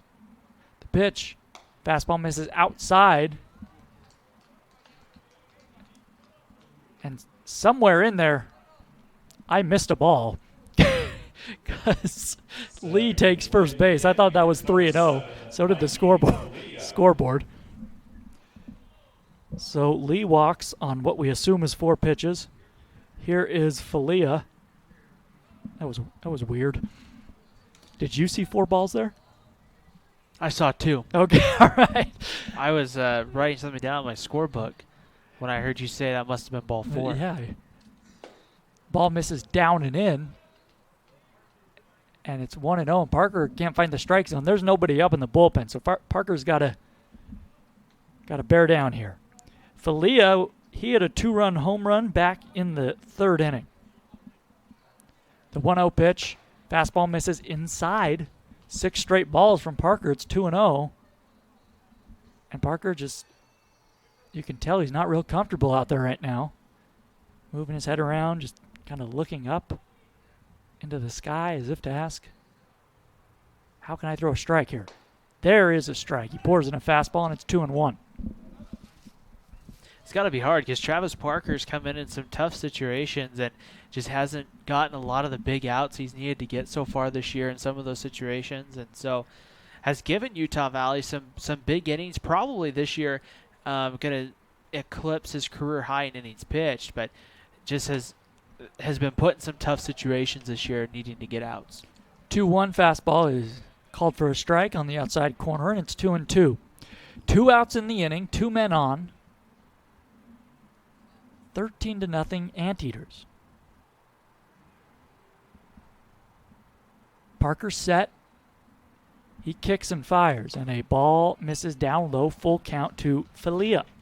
In the 9th, it will be Hall, Matson, and Sims. And that's something to look a silver lining for the Wolverines, or something to look forward to. Matson's had some good at-bats this year. A freshman. The 3-2 pitch hits Falia. Is that the third man that, or I beg your pardon, the second man Parker is hit. The third man he's allowed to reach base on either a hit batter or a walk. So now the bases are loaded. And it's Lewis. Lewis had a 2-run double last inning. That came off of Zeleny.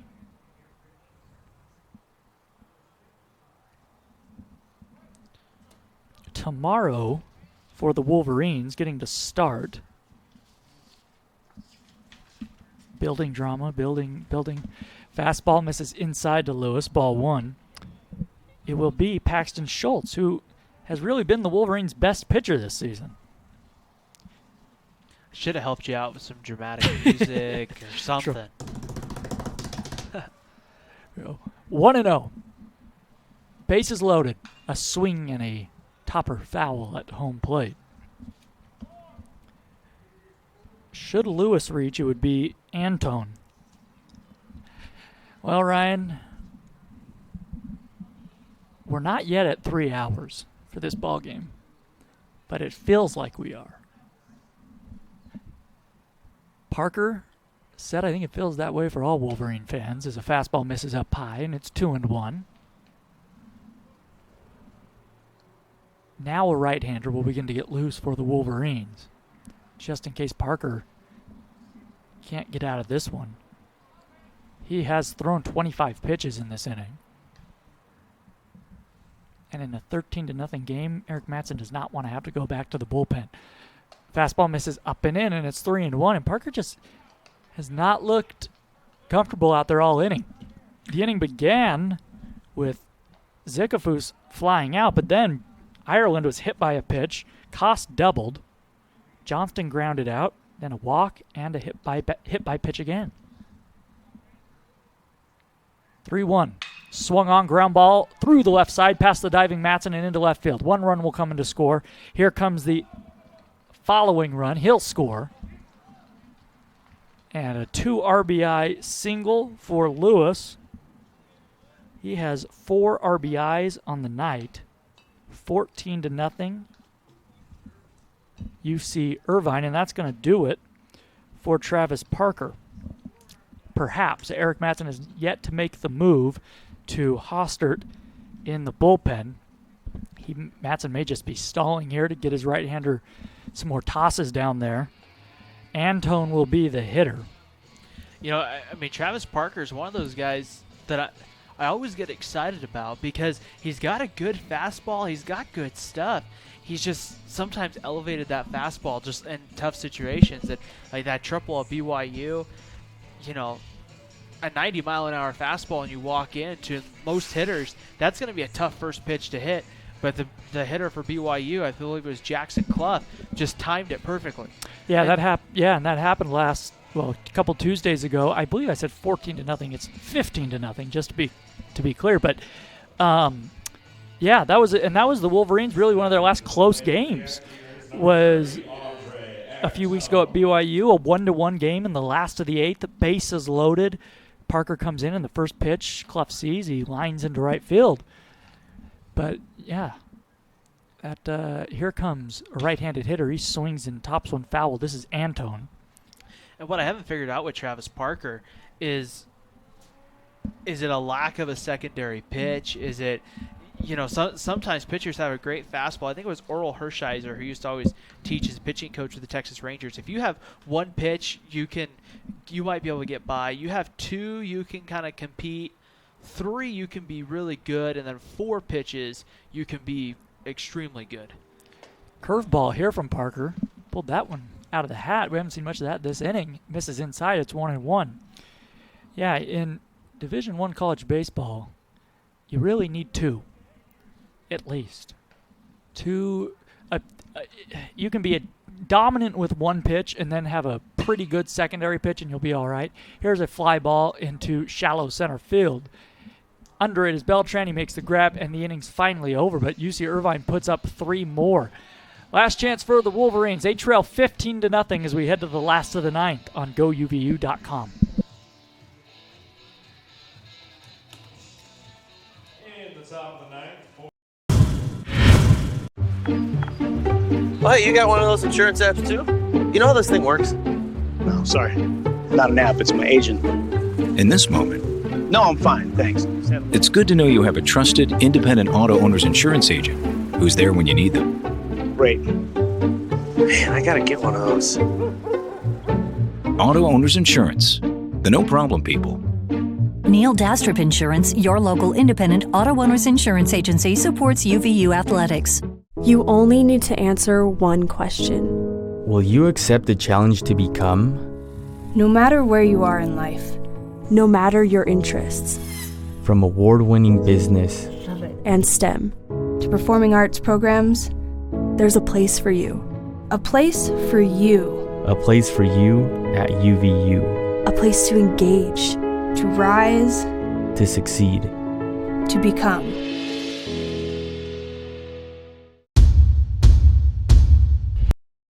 By the UCCU Ballpark ticket office.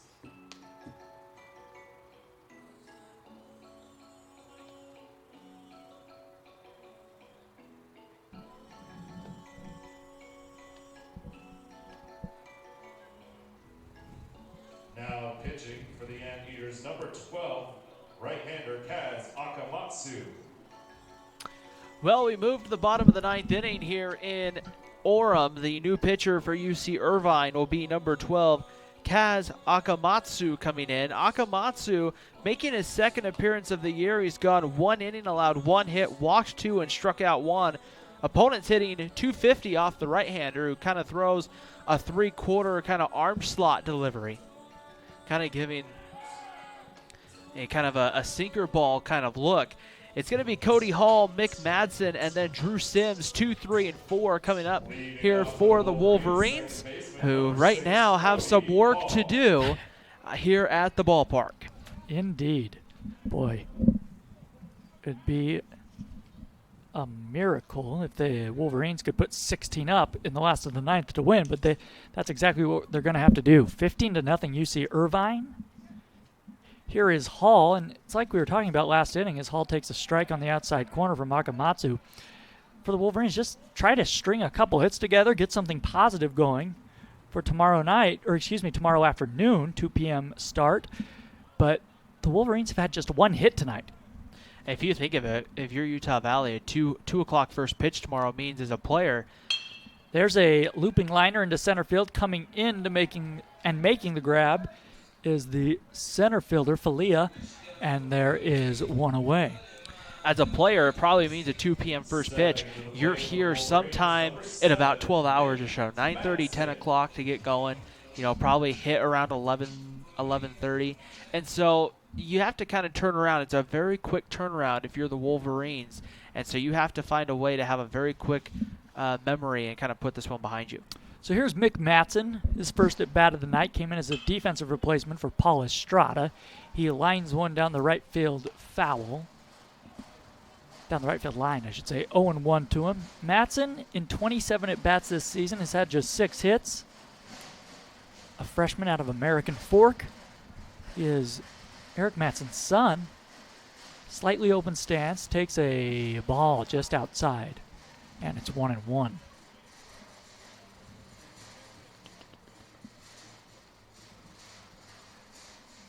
The left fielder is Dalen Lee, by the way. He pinch hit earlier this inning.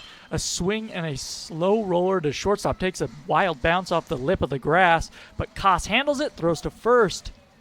And there are 2 away in the 9th.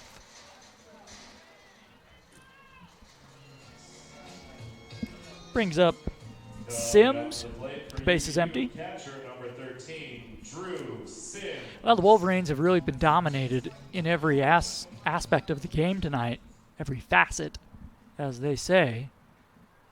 But give credit to UC Irvine. This is a good team, ranked 22nd in the nation. Akamatsu, the right-hander, throws. Sims swings and fouls one. 0-1. And, I mean, you think of it, if they're this good right now, how good UC Irvine going to be in a month from now or 2 months from now when we're getting into that early part of May to middle of May, getting ready to go into Selection Monday.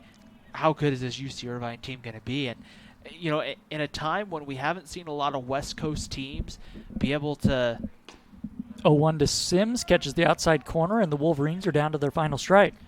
In a West Coast system last few years, the West Coast has not been able to host a lot of regionals. And so you kind of wonder what it might take if you're UC Irvine to have a shot, maybe to potentially host a regional if you get hot enough here down the line. This could be a magical year for UC Irvine. 0-2, misses down in the dirt, and it's 1-2 to Sims. The Wolverine catcher tonight is 0 for 2. He was hit by a pitch back in the 5th. At the time, that was the Wolverines' first base runner. Off of the starter, Andre Palante. They got 1 hit in this game back in the 6th off the bat of Vargas. The pitch, a ball in the dirt, blocked by Mazer, and it's 2-2. It is, I mean, think about that. The Wolverines could have been no hit tonight. And Vargas, the freshman, came through and was able to scratch one out, but that has been it as far as offense goes for Utah Valley. 15-0 UC Irvine. The 2-2 pitch. A swing and a miss. He struck him out, and the ball game is over. UC Irvine wins this one 15-0 over the Wolverines. We will take a break, come back with the final totals and our Wolverine Green postgame show. Utah Valley drops the first game of this 3-game series by a final of 15-0. We'll be back after this. Wolverine fans, join the Wolverines here at UCCU Ballpark tomorrow, March. Label me. You know you want to. Don't be shy. You do it behind my back. So say it to my face. You don't know me. You know what I am? I'm a pitcher. I'm a striker. I'm a point guard. I'm a linebacker. I'm a setter. Shortstop. High jumper. Wrestler. Defender. Goalie. Student. Student athletes. That's who we are. Thinking of buying a home? Think bigger. Because with UCCU's low interest rates and low mortgage insurance rates, you could qualify for more house with the same payment you could get from other local lenders. A mortgage with UCCU gives you more purchase power. That means more money you can put into your home or back into your pocket. To learn more, visit uccu.com/morehouse or stop by any UCCU branch today.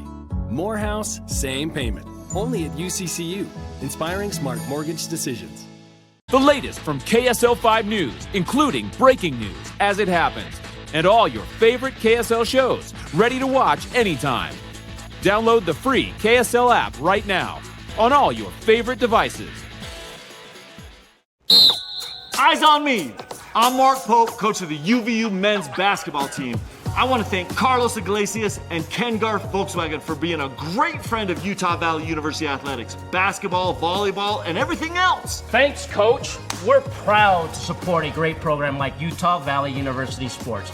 We wish the Wolverines a fantastic season. You can thank Carlos, too, by visiting their new dealership today, Ken Garf Volkswagen. We hear you.